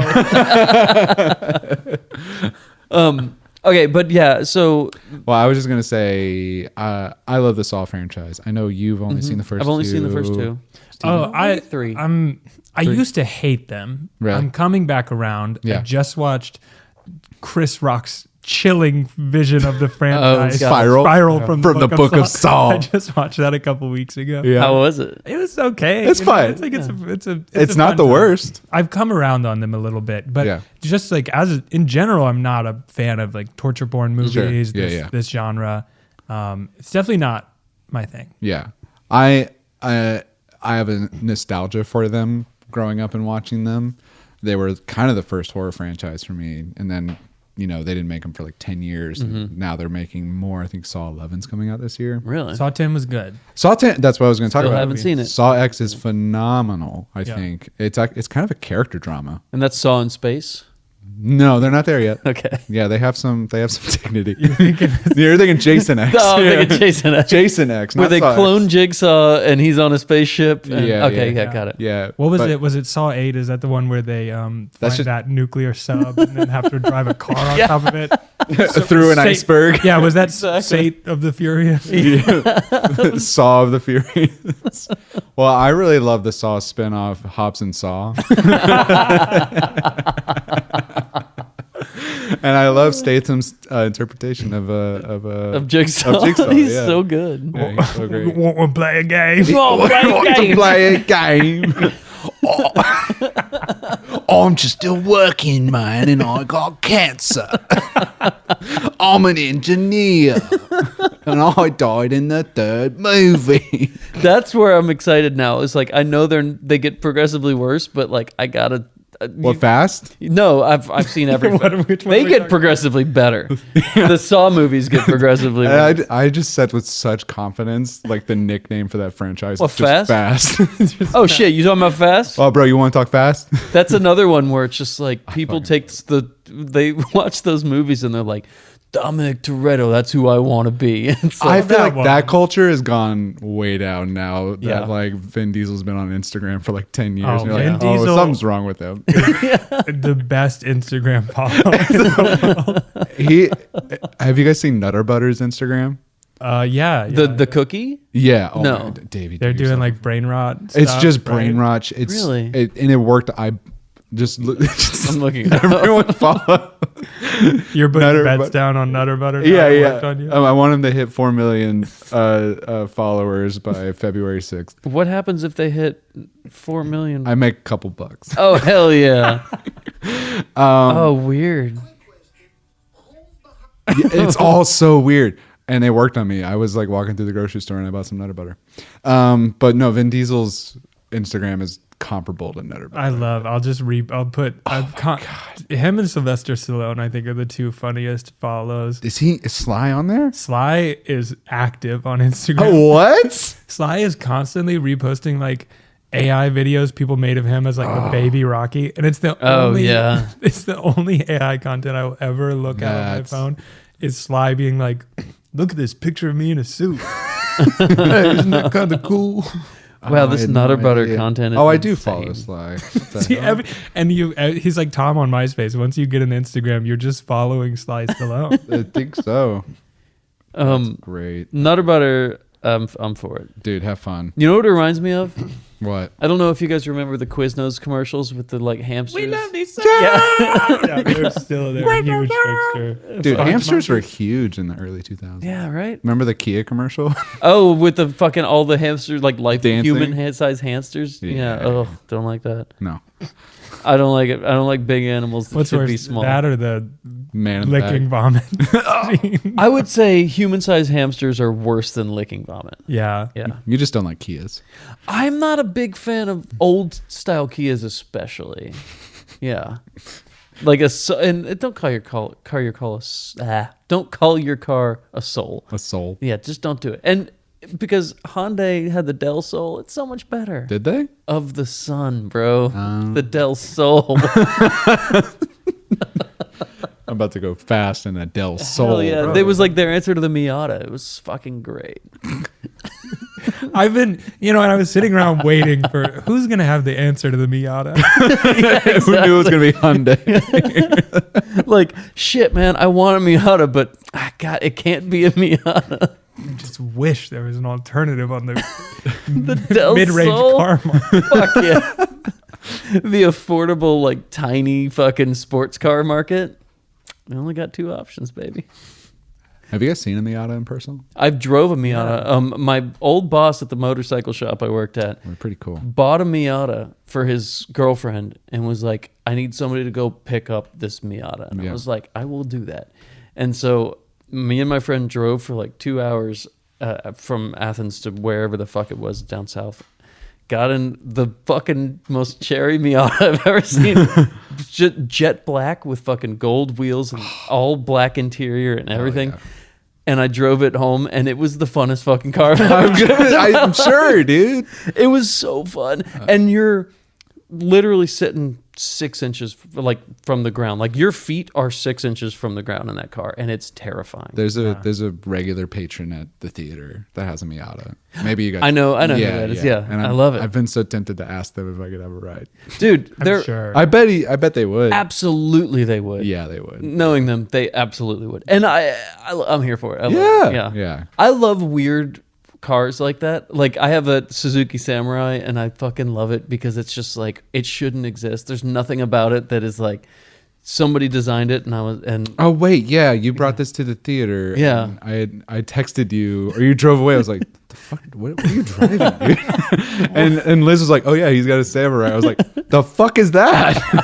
I fucking love that. I've only been in your truck. My I buddy, like that you don't show it all. Like you can't be that whole persona, but you have No. this little very cool party. It's so cool. Yeah. part of my Florida comes out every once in a while. I'm like, I'm gonna drive the Samurai, baby. I've been fucking paint stripping bed liner off of it. Somebody's painted the whole thing with bed liner. Okay, so one of my friends was getting a divorce, and he was like, I just don't want it. I can't deal with it. I need to just get rid of it. And so he sold it to me for like nothing. And I was like, I've always wanted one. Absolutely. But he had gone through and had the entire thing bed line, like rhino liner. And it's a fucking nightmare to get off, but I don't want to look that redneck in it. I'm trying to rehab my image a little bit. I'm trying to. I don't care about cars at all, but I want a geo tracker so bad. Samurai's basically Is the it same kind car. of a similar? Cool. Which one's the Geo Tracker? It's like a Samurai. It's like Is a it? Samurai, yeah. Geo trackers are great, but the it's like problem an old little Jeep. Like Yeah. it's they are so expensive now. yeah. I heard Like, they suck. They go for like $10,000 to $15,000 for one of those things in good shape. Oh, I see. Yeah, they're fucking great. It's got like a little bed. Yeah, Yeah. they're amazing. I love them. Dude, if I find one, I'll be like, Steven, here's Let me your know. car. Yeah, because there's been times where I'm like, I want to sell my truck and put all of my money into refurbishing this fucking Samurai. I mean, Steven, there's one not too far from us that's only $10,000. Dude, get it. Is it one? Is it the green? That's not bad. Is it Yeah. that blue green Hang color? on, I gotta Yeah. put. some Oh, that's the into- best one. Yeah. I gotta go to Calci real quick. Yeah. bet fun. bet $10,000 on whether Steve's There's a going to buy a 95. GeoTracker. Turns out he did. NBC reported on it. There's a 95 Geo Tracker in Prescott, Arizona, Okay. only for $7,500, and it's only got 191,000 miles on it. Hey, they'll run for fucking ever. Yeah, clearly. My friend when I was in high school had a Geo Metro, and it was the best car ever. She drove it for I maybe had 450,000 miles on this car. Yeah. Amazing. Absolutely incredible So car. funny.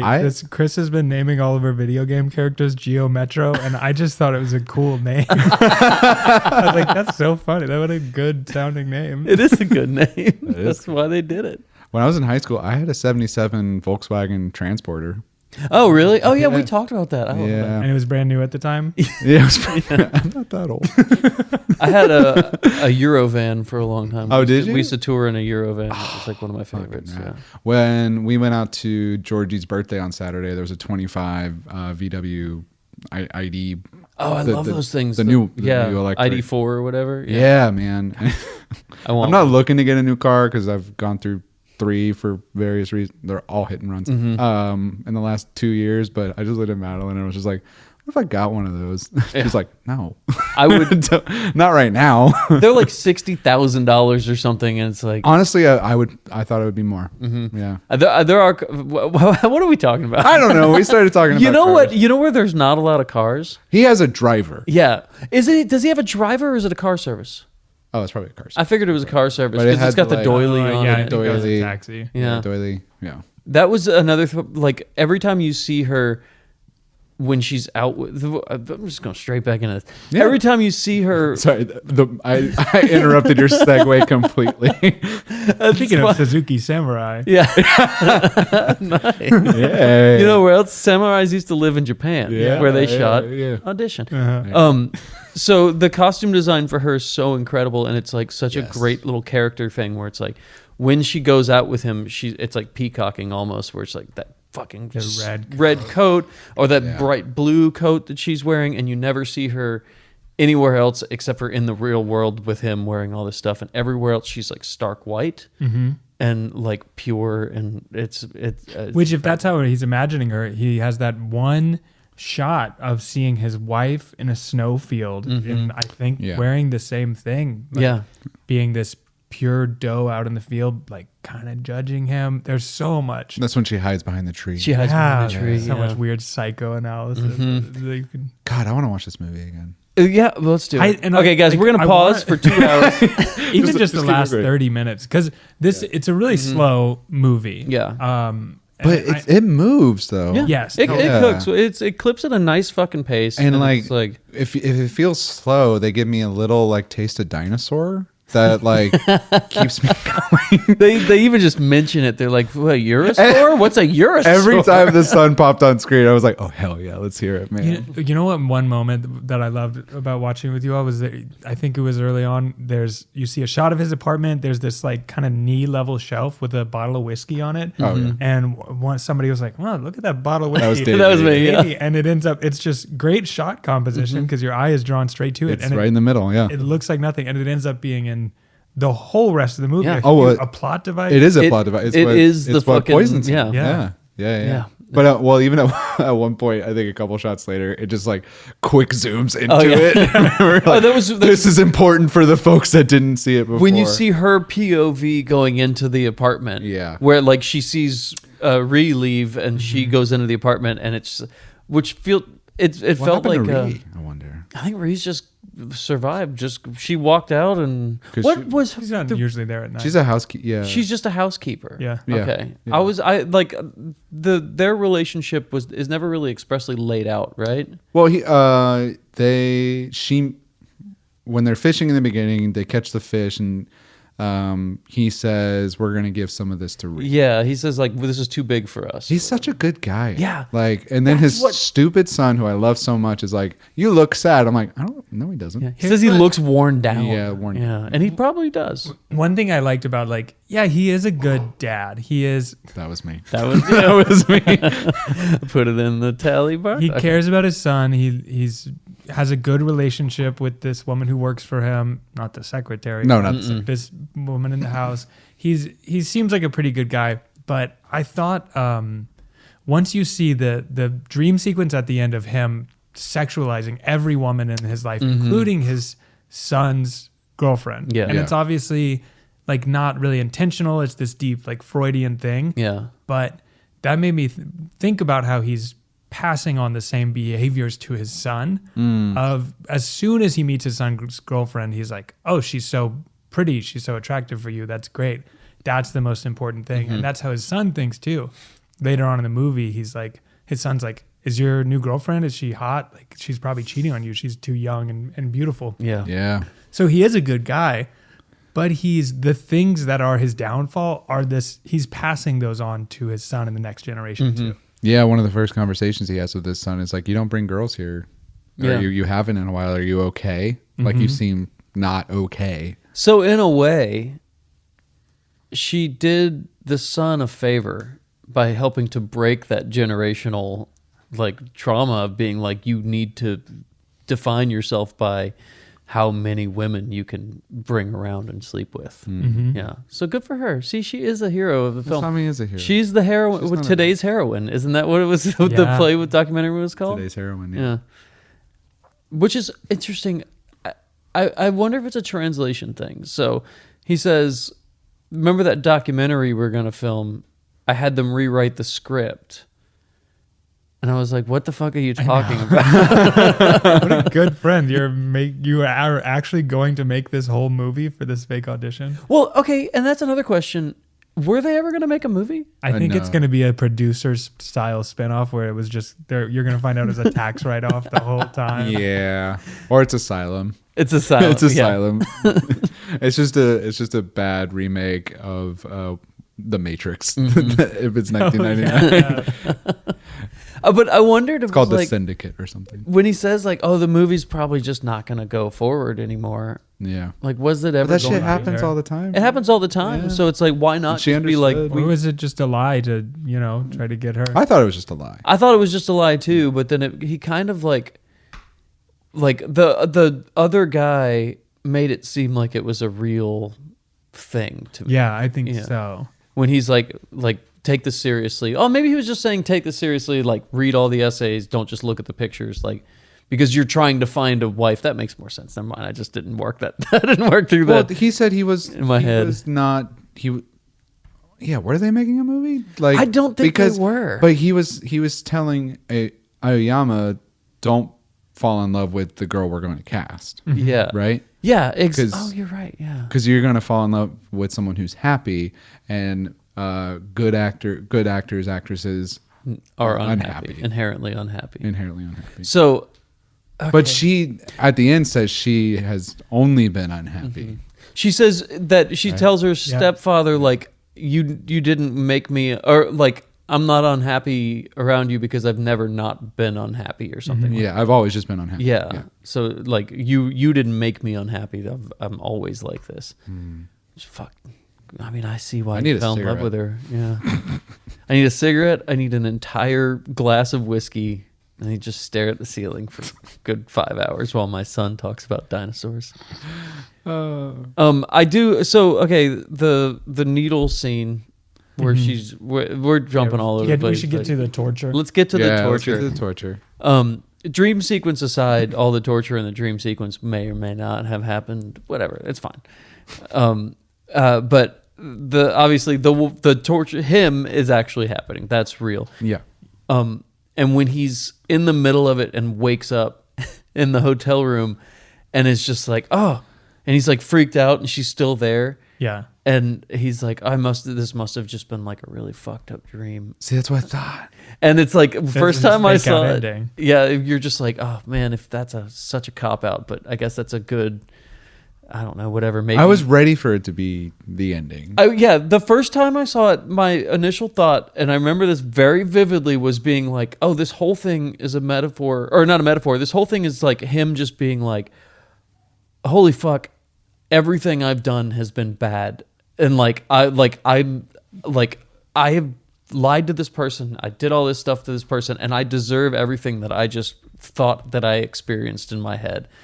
And then when, you two, when she strips down early in the movie and gets into bed, and then he climbs into bed, and then she rolls on top of him. You both you were like, that was a great shot. yeah, Why? I just thought it was a great shot. I but thought yeah, it was It's a shot of like her, because we were talking right before that about like this sort of hypocritical thing of like she has to be innocent and pure, but then she's right. taking control. Like she rolls Right. on top, and it also was a callback to the body, the bag body flipping over. too. and it's so Which like we had already seen. So it's connecting the sex and violence and it's female so power. aggressive and And it violent. happens to him yeah. later. Yeah. And she flips him over. She flipped Okay. it, exactly. And it's like it is so like aggressive and seemingly out of character for her for what That's you know true. of her at the time. It's the fastest she moves. That moment, and then during the dream sequence when she like goes for his pants and she like sprints at him. I'm like, oh, this. And is when the son comes home and she's running on all fours like a fucking squirrel through the Yeah. house that's the most terrifying part of the movie. If there was a young lady in a leather smock running through your house on all fours right now, I'd be like, I'm never coming over here again. I don't know who it is and I don't care. That shit's fucked up. I don't like it. okay, noted. Okay. Okay. I don't know why that one triggers me so much. It's like there's something about like people behaving like in primal, like this primal, like animalistic sort of thing, but like not in like a defensive thing, like an aggressive primal animalistic action. Well, is I think that's fucking- part of the like kink fetish stuff that's going on in this movie too. There's like it kind of hits a lot of the BDSM stuff in a way that is, I mean, especially if this is all happening in a dream sequence in this guy's mind, or either way, it's the director putting this stuff on screen that it's like bondage stuff in a bag, the leather outfits, the needles, the like primal running around. Yeah, there's this like fear of it, but also attractive want of it in the main character's mind that it's like you're not processing in a healthy way. Dude, leather was so big in the 90s. Yeah. Oh yeah, It was everywhere. I mean, if you go to the right places, Nate, you can still. Yeah, I mean in like pop culture, Yeah, right? totally. Like, well, it was the Pulp Matrix Fiction, thing, The yeah. Matrix. Like, I mean, The Matrix influenced every superhero movie after that. Like, Oh, yeah. I just, after the most recent like Doomsday trailer, I was like, I'm gonna go back and watch X-Men. And they have like zero, comic accurate costumes in I love that like movie. the first one. Were very they first wearing black leather outfits? All of them are just wearing the same black. Hate motorcycle leather. It's Yeah. insane. Like zippers everywhere. Yeah. So stupid. But it's because of The Matrix and Pulp Fiction with the Gimp and like probably this as well, like just leather was so huge. Yeah, the aesthetic of just being like that counterculture, Blade. like rave sort of. Yeah, Blade is a very good example. Like, Yeah. patent leather outfits became a thing where it was just like, yeah, these aren't your run of the mill people. Like they exist They're outside of the Yeah. mainstream. Yeah. And then fucking PETA ruined it all. You talking about the Hunger Games? Peter Mello. Peter Griffin. Well, the Sorry. I tried to get my lowest impression out there for you guys. PETA. It's late. the Matrix ones were vinyl though. They were like patent leather. Okay. Yeah. No, but I mean but that was like a thing for them where it was like everything being like super shiny. Yeah. And like there was no dull anything. That's true. Yeah. It was the BDSM rave bondage culture. You're right, yeah. Whereas the X-Men ones were grittier and darker and probably were motorcycle. Still, Like, motorcycle leather, exactly. Yeah. But this one, on the other hand, I would say, like, when we got done with the movie, it was like, it reminds me so much of, like, the dentist outfit from Little Shop of Horrors. Yeah. It reminds me of Dexter. It does. It's very Dextery, the black, shiny smock. I mean, like the sleeves, Mm-hmm. Do you think she made that? That smock? I mean, maybe you could just like buy rubber it. straps on the back. The leather, three leather straps that go across. It looks like something a butcher would have. With yeah, I guess so. I feel like the straps are the main thing that give away. But she also had those like cuffs that you like tweak down to cut the blood Jesus flow off Christ, on the feet. Yeah. That's always my question. This was my question when I watched the Spiral from the Book of Saw. Is like, how are they putting all this stuff together? All this like torture stuff. Okay, so Wait, I've asked this which exact Saw, question. Which Saws have you watched? That's the same answer I got. I think I've probably seen all of them at one time or another. Yeah. Then you should know. And I've definitely read the Wikipedia pages for all of them. I've Okay. definitely read all the summaries. So why are you confused? I'm still Wait, confused because I haven't done either of those things. Like, how are they making all this stuff? Well, he's an engineer. Yeah, I get that, but Yeah. but in Spiral from the Book of Saw, the killer is not an truly engineer. like that's my biggest issue with that movie. Is it a copycat? Yeah, it's then? copy. Oh. Copycat. How are they? Number and 8 and Spiral are separate, and I mean they're in the universe. I think Jigsaw. And even at some point in the Saw movies, like Amanda is now the Saw killer, and like how is are we she- doing this right now? I mean, Because I'll do it. Ed Morgan said that he wanted to do Fuck, right. We Saw should- we 2 need and to- then briefly do Just 3 through 7. Please have a conversation about the logistics behind like going to the hardware He store. knows about I it. know it. I don't want to spoil it. Yeah, I've got yeah. the DVDs downstairs. I do. Because I had the same question, which was, it's, Oh yeah, because we had fucking Joel on. We had here Joel on to talk about, Saw the music. Shout out. Right, yeah. but Yeah. like teams of people. There There's should bills be- of lading that come in through ports. Yes. You know, There there's should be. This is a real. I would watch the YouTube channel if there was a guy who, like binging with Babish who recreates food from the show. Yes. There's someone who's like, we're gonna really build all of the Saw traps. Well, and that's see kind if of- they it's work." Mr. They Beast. I mean, but Adam Savage, I think, did that at one point. Did he really? Or they've made like the bear trap. Yeah. Someone's made the bear trap. Yeah, the bear Sure. trap. I remember seeing that. Maybe that was just a YouTube video. I mean, it's in the musical too. Oh yeah, that is true. Yeah. But no, so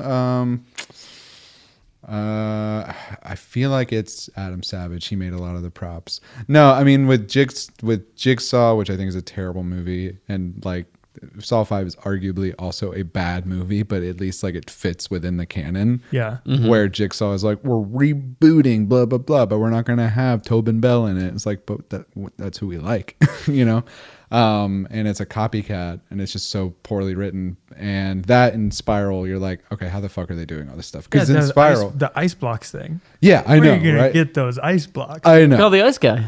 You don't got an ice guy? But also my issue with Spiral is like it's shot like it's an 80s movie. Like Yeah. it looks like it's in a different time period, but really it's just, oh, we're in Chicago where it's orange. you Okay, know? so that's a Finchery thing. Like, Yeah. So my buddy and I Let's went make and everything saw- green. Yeah. Yeah.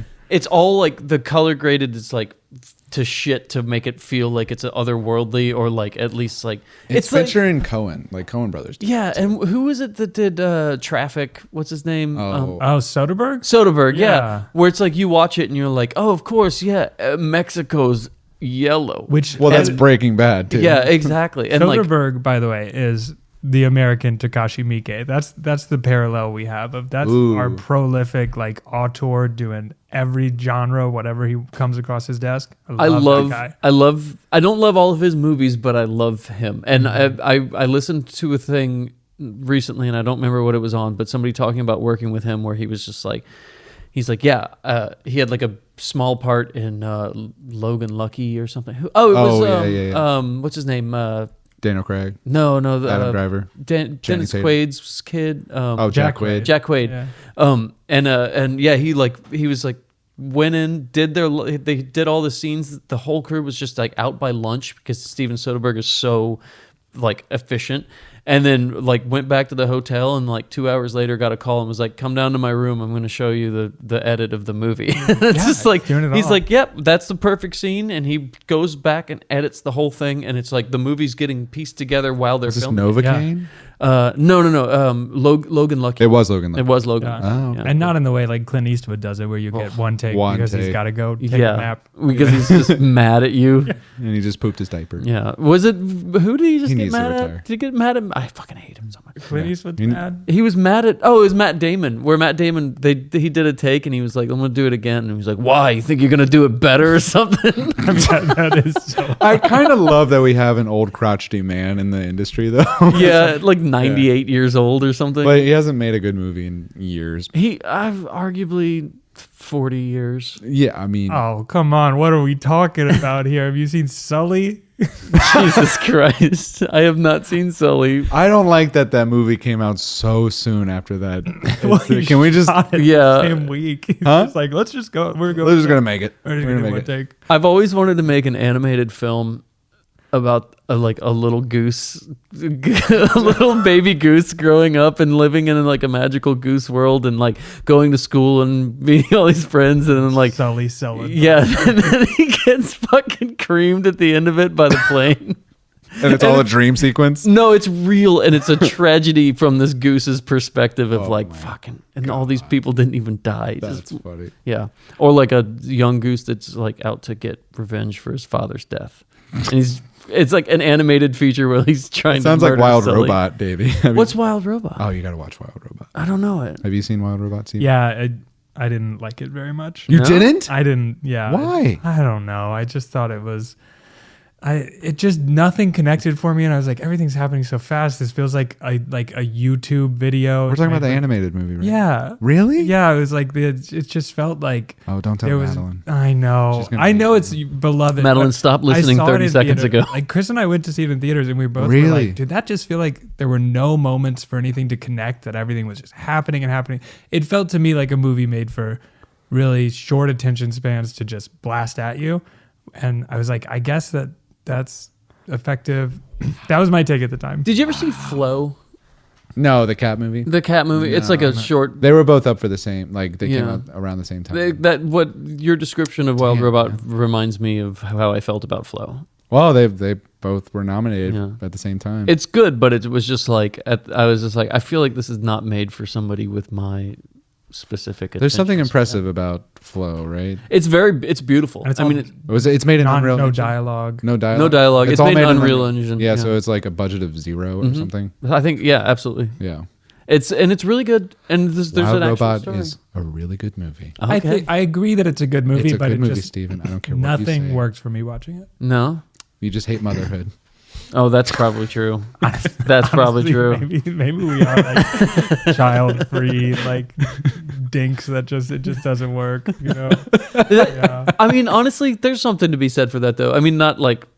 I think the music is amazing. Oh, really? Yeah. At Botanical Gardens, the like garden lights that I think this past year, no shade, was their weakest that I've seen of the music that they selected. It was still beautiful, but like the best song was from Wild Robot. But I also was like, why did they choose Wild Robot for this Christmas show? Does the song? Are there lyrics and stuff to it? No. Okay, so then it's probably just like they like the emotional. It's called Flight. Like it's a very like uplifting. Like it's about learning to fly. But yeah. I'm learning to fly. That song? Fucking Wild Robot, bro. I love it. Tom Petty, fucking guy rules. No, it's the Foo Fighters. Make my way back home when I learn to fly.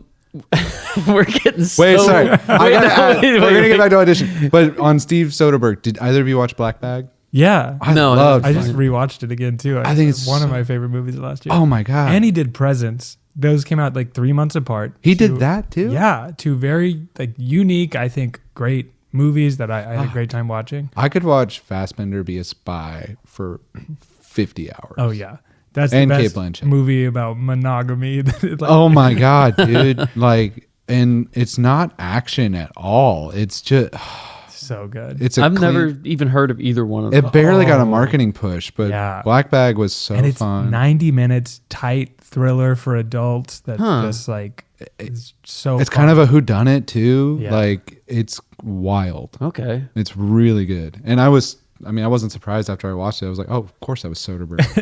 It's kind of like Fassbender and Cate Blanchett. They spend the whole Just movie being like, eye-fucking. we could fuck anyone in the world, and we know that, and we're not going to. We're only gonna fuck each other. That's all that movie is. That's like- and okay. there's a They're spy really- thriller underneath They're it. like saying that out loud half the movie. I'm 100% down to try it. He's an Atlanta, Georgia native. Who? Soderbergh. Really? He's That's born in awesome. Atlanta, Georgia. That's great.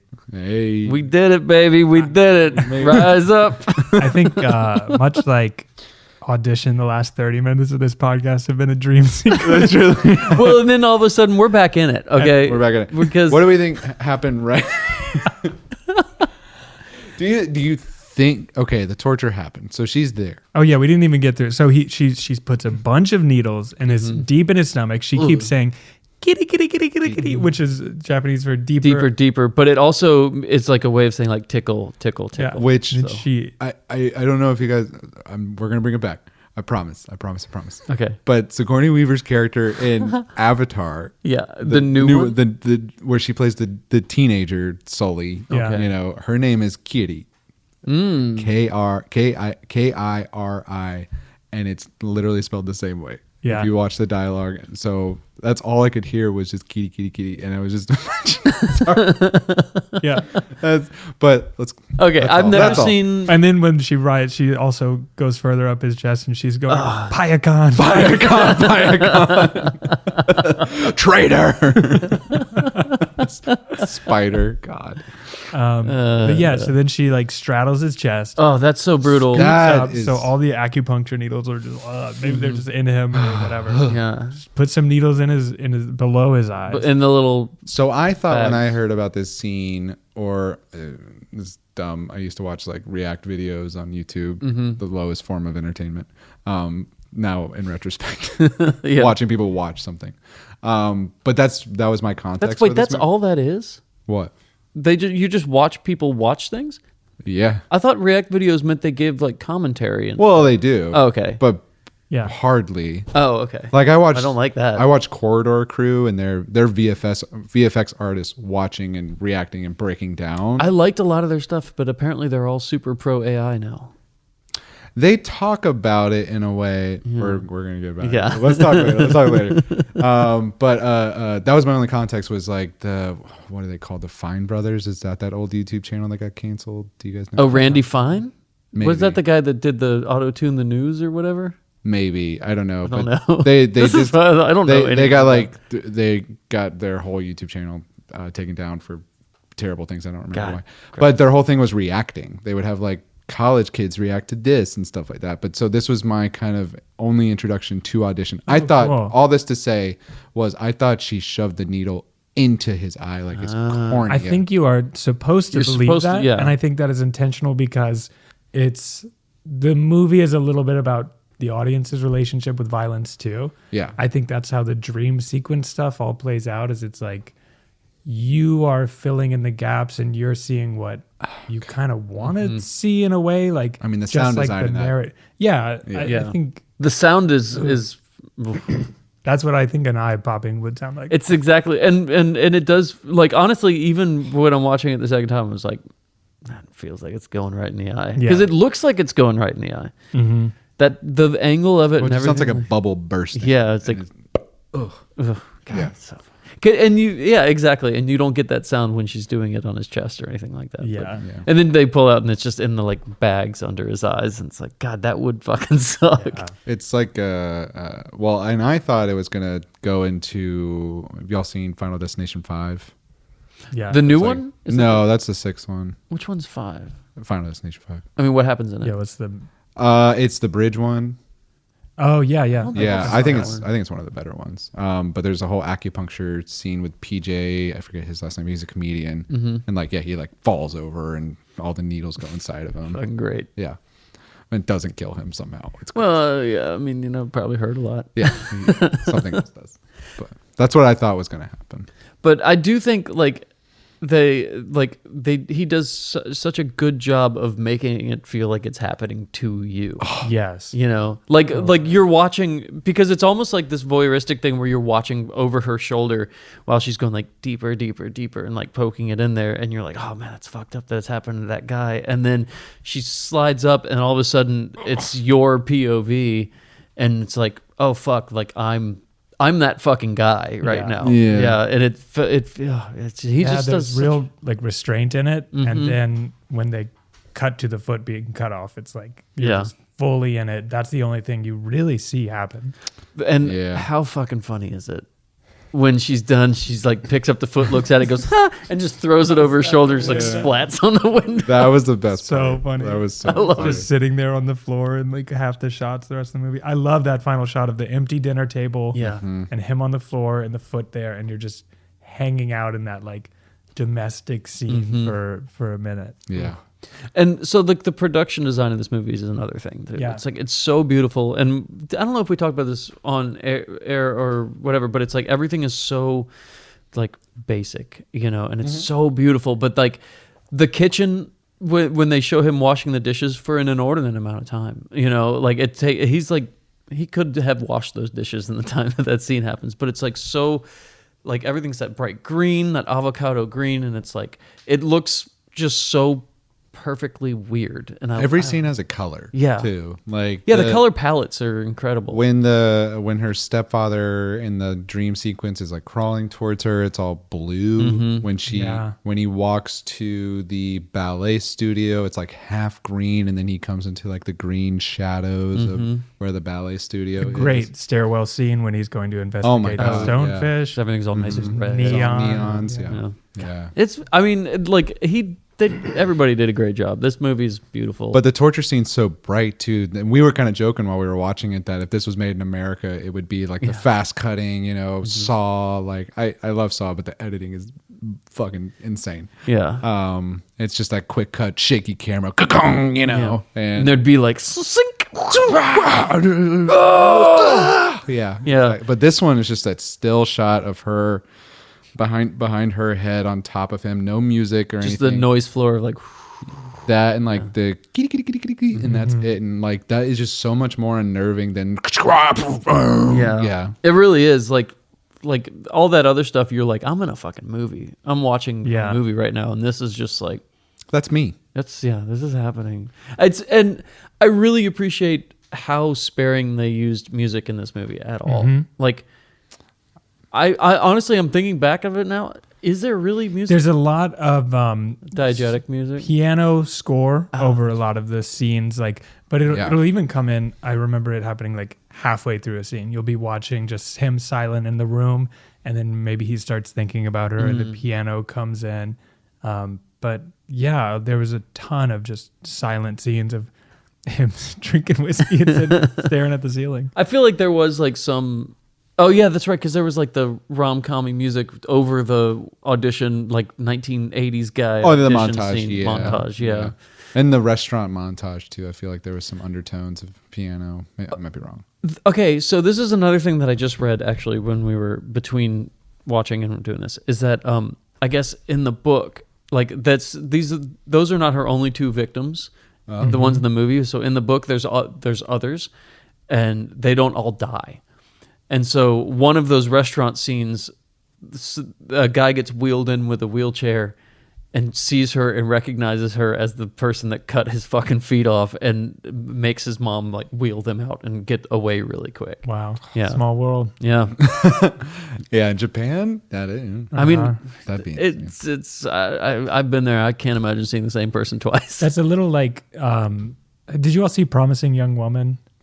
But that's by Emerald Fennell, who did Saltburn. Yeah, and she that won for writing, didn't it? Yeah. Saltburn's like the Superman, evil Superman kid movie. That's Brightburn. Yeah. Saltburn's the Barry Keoghan. Yeah. 2023, where I never saw it, but it's about like somebody inviting their college friend back home. Yeah. It's Barry Keoghan goes to I don't know. Jacob Elordi's like party summer mansion. Yeah. What? He's like, it's him sort of falling in love, being obsessed with this tall, hot Jacob Elordi guy. Yeah. And it was, it got a lot of praise for being like sick and twisted, but I think Promising Young Woman was kind of the same way. Because that was 2019, right? Yeah, I think Promising Young Woman. And this movie for me just hits so much harder on a lot of those same themes. But the whole thing about there being more murders in the book and that seems like a little bit more what that Promising Young Woman thing is going for. Really? Well, I'm kind of glad they left them out, because it's like, I don't want, like, you need to feel some sympathy for her as this is happening too. Like he does kind of go out of his way to make it seem like she is an actual monster, because when you see her like just sitting there for hours on end waiting for the phone to ring, like looking like The Grudge, or looking like Samara from The Ring, and it's like the imagery of her when he's not directly looking at her is that she's a fucking monster, and it's all from his perspective. So I don't think I don't know if the book is, but like it would be like he would have to be the one to see the guy in the wheelchair in the restaurant. Exactly. Yeah. And have maybe no reaction to it. Yeah, and I kind of wish that I could go watch that montage, or the restaurant montage again, because I'm wondering if it happens. The early on in the movie, we see the scene of the two of them in that white cafe, and there's a bunch of people in the background, and it's normal. And then there's a quick stutter at it where we see they like skip a few frames, and then the next shot is a wide shot of them totally alone in the cafe. Yeah. And it's like you never know the whole time what's real and what isn't. And it doesn't feel like time has passed because their drinks are at the same level and everything like that. It's just all of a sudden everybody's gone. And I wonder if that is something like... But then it would cut back and some people would be there. Yeah. I wonder if it's... behind her. It might be something where it's like... Because again, it does feel like the whole movie is from his point of view. Even though the way they set up these shots is so like... I think you said security camera where it's like... No, it was Steve. Oh, Steve. Is Steve? That felt weird. It works. Really? Yeah. It's Steve. Interesting. So Steven, David. security camera, and like the hospital scene, the very beginning, the camera's really high up. It's like a Dutch angle. It feels really weird, and it's a very long shot, and it's very human feeling, but it's like you're removed from it. You're watching it through the lens of this other thing. Almost a little voyeuristic and fetishistic when you think about it. The whole movie is that. And but I guess that's the point, And so when he's like that whole thing of like, he feels that without him, I mean, this is a guess, but he feels that without him, she is just sitting at her fucking house waiting for him to call. Like, she couldn't possibly have something going on that would be like, that she doesn't exist without him calling her, basically, is what it feels like he feels about her. I don't know if that's accurate, but it's just like that's what the... No, I think so. I think there's definitely something to that. One thing I heard or read earlier was that I mentioned earlier that there wasn't a big wave of like Japanese feminism like we would think of it, but part of what was starting to be talked about was just like even empathizing on a basic level with women, like men having that conversation of like starting to think about the interior lives of other people besides themselves. And that's kind of what he's doing in this movie, or what he's not doing in this movie. He's never like questioning how she feels or what she's thinking at all. It's just like, oh, she's just sitting there with her body, with her bag. Yeah, exactly. Women in their bags. They got the bags. They love bags. But like he does make her feel like a monster, but then like you have to feel something for her. Otherwise, what are we doing? Otherwise it might as well be The Ring. It's like she might as well be Samara if she's just like pure evil, but she's not pure evil. She's someone who's been abused and traumatized and is like mentally ill, and that's exacerbated by these horrible fucking people that have just used her in her entire life. And it's like you have to understand that from her point of view, otherwise the movie doesn't work at all. Okay, so Davey, Asami, feminist icon or not? Feminist icon, 100%. Oh, 1,000%, Yeah. 100%. Yeah. Oh, 1,000%. I'm gonna go 1,000. Probably market 1,000%. Yeah, total feminist icon. Yeah. Like Yeah. her whole speech to him, where it's just like you set up these things, you lie to people, You just want to have use sex them. with these women. Yeah. That's all you want to do. And even though, like we talked about earlier, it's like that wasn't what he was. He had. He I was had gonna say good intentions, but not. He didn't have the worst. intentions. He had his intentions may have been good, but obviously he's so flawed, and the way he went about it is so horrible that it's like no matter how good your intentions are, you're hurting somebody in the process. 30 people at the very least in the process of this. Yeah, you're using 30 people to try to hook up with somebody that you want. Or to he's marry. using the system of like film auditions, so Yeah. maybe a lot of I'm not defending what he's doing, but like they would just be like, oh, I didn't get it, okay, great. Yeah, that's move true. on, so it doesn't hurt them inherently. But what if they found out that it wasn't real and he was only True. using then Oh, they, yeah. but that's so the intentions again maybe Absolutely. yeah. But I don't know, it just feels like it feels like he is 100% the villain in this to me. Like there's no wiggle room on that. He's the villain. She is not a good person, but she's not necessarily, I don't see her as being a villain at all. I see her as being someone who has been deeply, deeply traumatized and is lashing out. You know what I mean? Much like my cat did when I first got him and he scratched me. I don't know. No, it just feels like Well, it's like what's the movie? Oh, like X. I mean, not entirely, but it's always like, oh, I picked the wrong person to try and seduce through this system of film auditions, and I ended up coincident.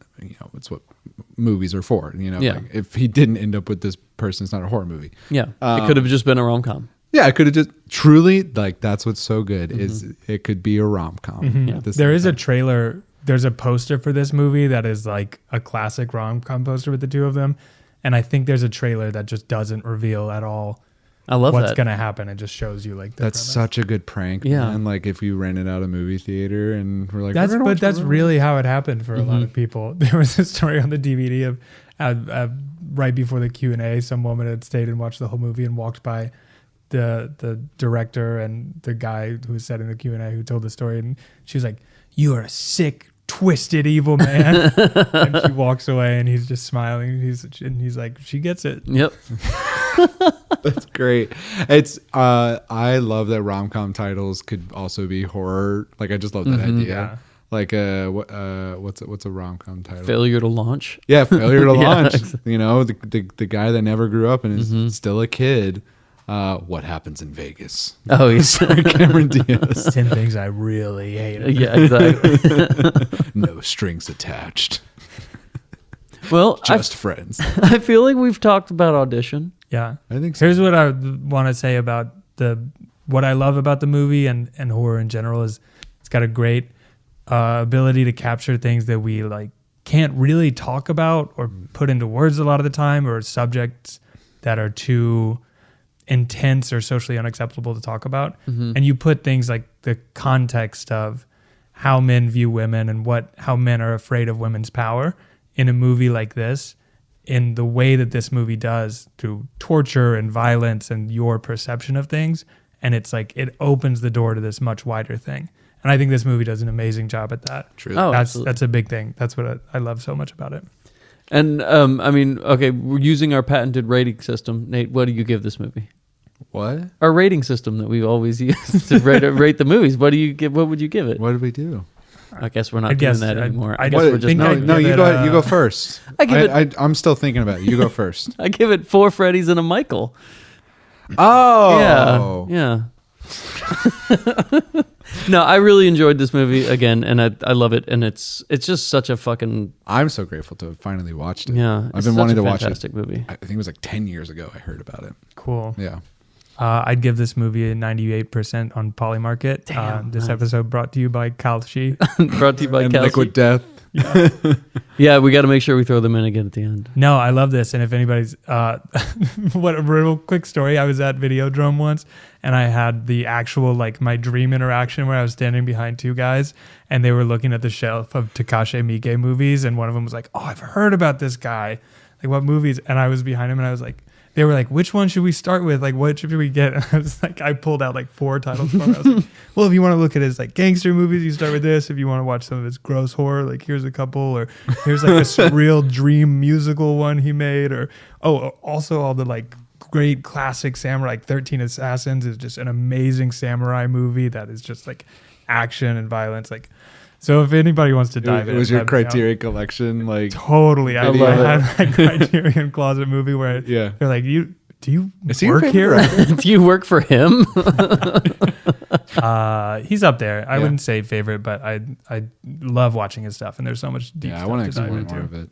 Yeah, I really enjoyed this is the first time I watched it I watched it this time in more of like I get to sit back and like analyze things a little bit more than the first time where you just sort of absorb it, you know? Yeah. And I really appreciate his directorial style. Like I want to see more of it.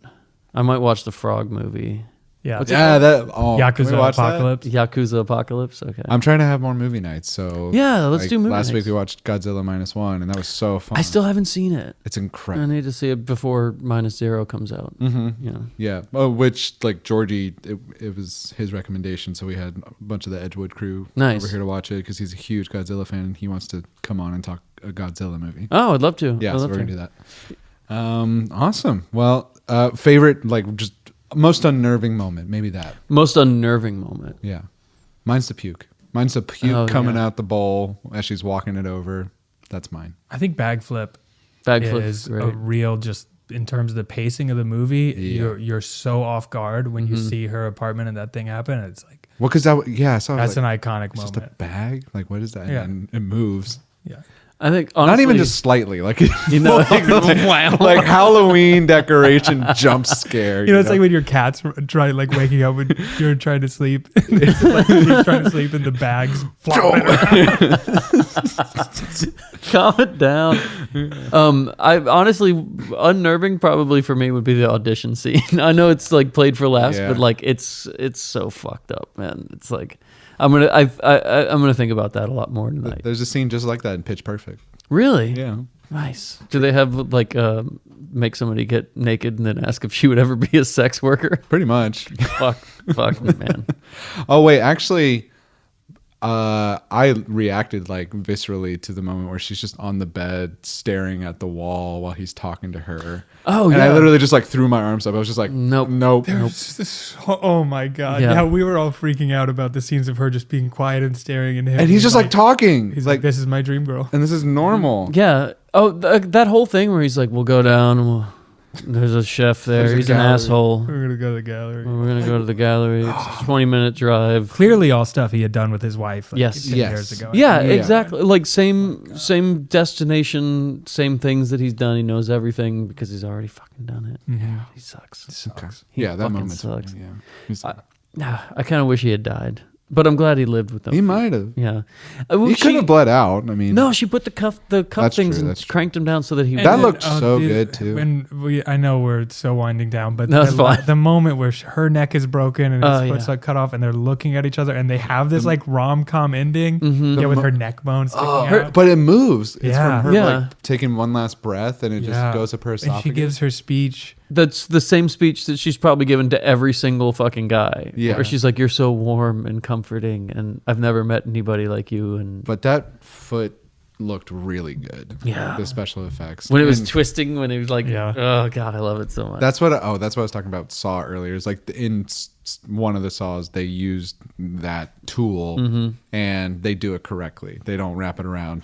They That's- just, like, thank you. They have to do it to themselves essentially. Oh, okay, and, like, got it. Yeah. Do this and they're just Oh, it's Just awful. two men trying to tell a woman how to cut a foot off. She knows how to do it, She guys. did it so many She's times. done it a bunch of times. if you were in a saw position and they were like, here's this fucking saw wire and you have to cut your leg off or you'll die. Davey, you should watch Saw X. I think I've got a list of traps that I could survive. And, there's a tier list of ones you could survive and not, for sure. Well, Yeah. there are some that are literally unwinnable on purpose. Yeah. Yeah, like the guy that they're like, you're covered in gasoline. Also, the air is poison. Also, there's razor blades. Also, here's the lighter. The opening of the second one. Exactly. It's like, I like the maybe movie. one of these I could have done. Yeah.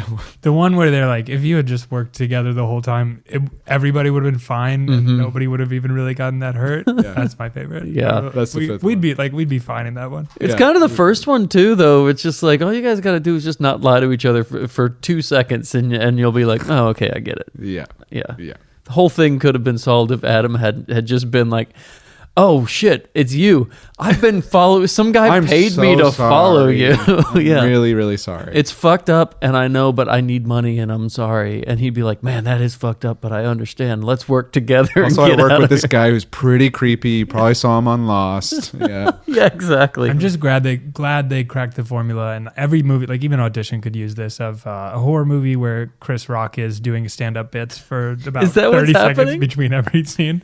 Yeah. Davey, you gotta watch it. I don't know if I He really can. does. I look think I uptight. bought that movie.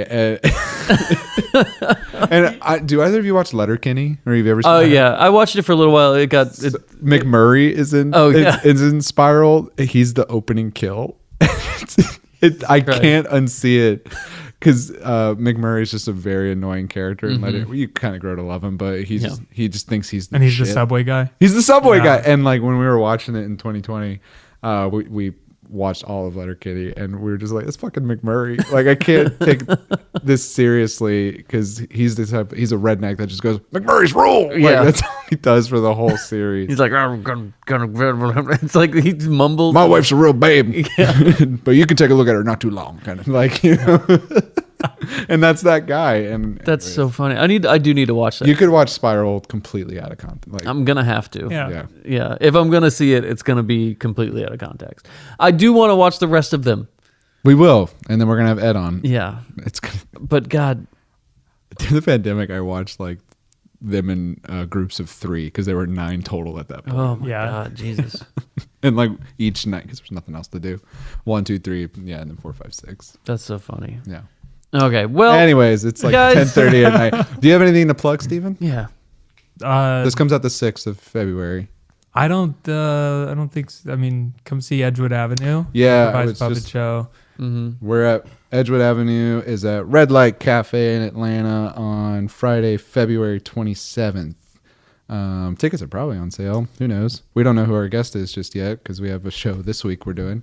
You could follow me at Doofus Steve for clown shows that I Yeah. do sometimes. Yeah, I need to come out Yeah. and see you, man.